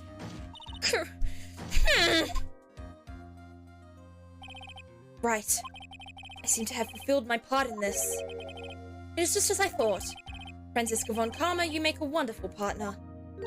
Excuse me? There was one reason, and one alone, for me being here. To expose the darkness lurking in this case, and then pass it on to Wright. Really? That's what this was all about? You could have just told me that from the very beginning. Then I wouldn't have had Francie whipping me all... Ouch! Miles Edgeworth, I don't care about what you were here to do. This is my chance to finally grind you onto my heel. A shame that your chance seems to have slipped you by. What a shame. This is all your fault. Such a terrible witness. You are an affront to all the legal system stands for. Oh my god, this man's getting fucked up. Oh my god. He's dead! I cannot believe that the witness's testimony relates to an actual event. The stream keeps randomly pausing? It seems to be okay. I've only dropped 36 frames, and that was like the amount I dropped even before I started playing. I only dropped those frames in the just chatting screen. So, I'm not sure why it would be like that. And it's not pausing for you? Okay. I will say, Slime Rancher, it pauses sometimes for me. Sometimes. So that's why I thought it might be pausing in this game as well, because it does in Slime Rancher, but it seems to be okay. I cannot believe that the witness's testimony relates to an actual event. However, there has to be some sort of answer for the questions it raises. Have its words here today been the truth or lies? Next time we gather in this courtroom, those are the matters that shall be addressed. I am counting on thorough investigations by both the defense and the prosecution. And with this, the rest is up to you, right? Wait, are we not gonna see Miles again? Oh no! I kind of wanted to play this whole thing as Miles. Not go back and forth. But that being said, it does kind of fit that Wright, this is the final case, right? Like, Wright has to be doing the big moves at the end. So I guess I can understand it. Court is now adjourned. My god. To be continued. It might be my internet, or I might be subconsciously pausing it and not realizing it. Maybe. I'm not sure. We have 2 parts of investigation again. Oh my god. Jesus Christ. Okay. Hottie Clinic? That's where Phoenix is? Oh my god. And I can't even exit this.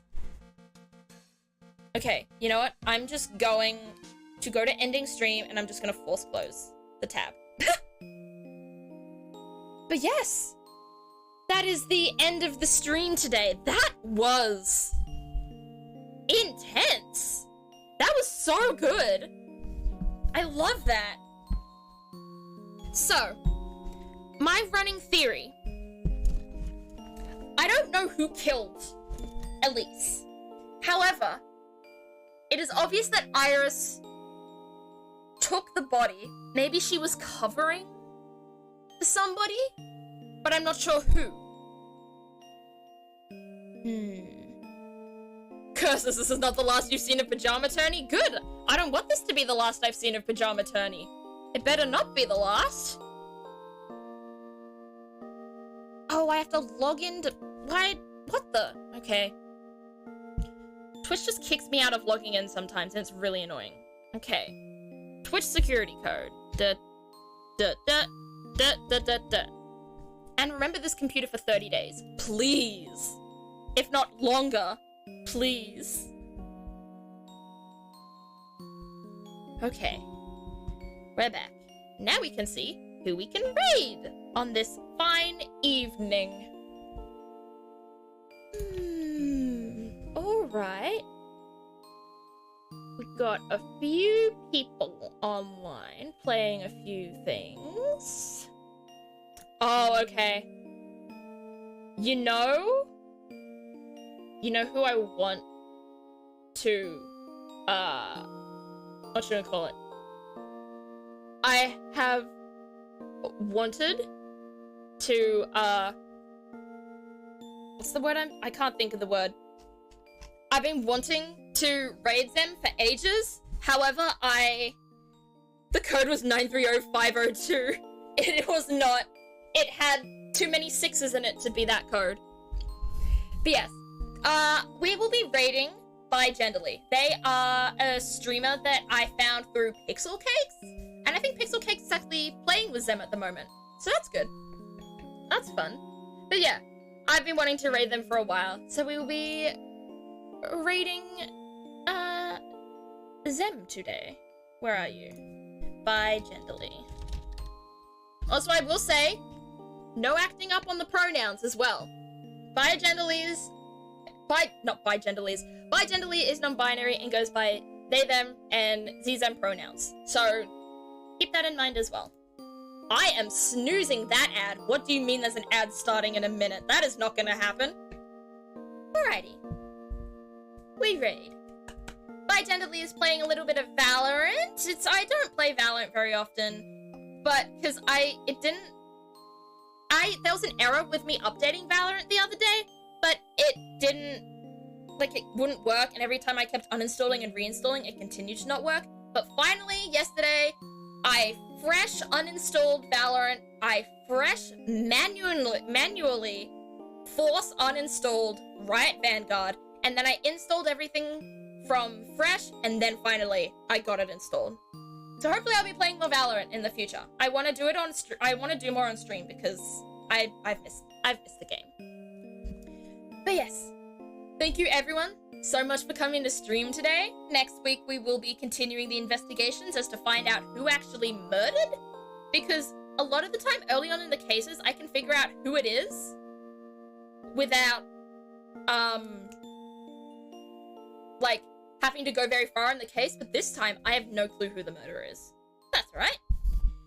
If you want to follow me on my various social medias, here is my Twitter, TikTok, and YouTube. Please enjoy my content on there.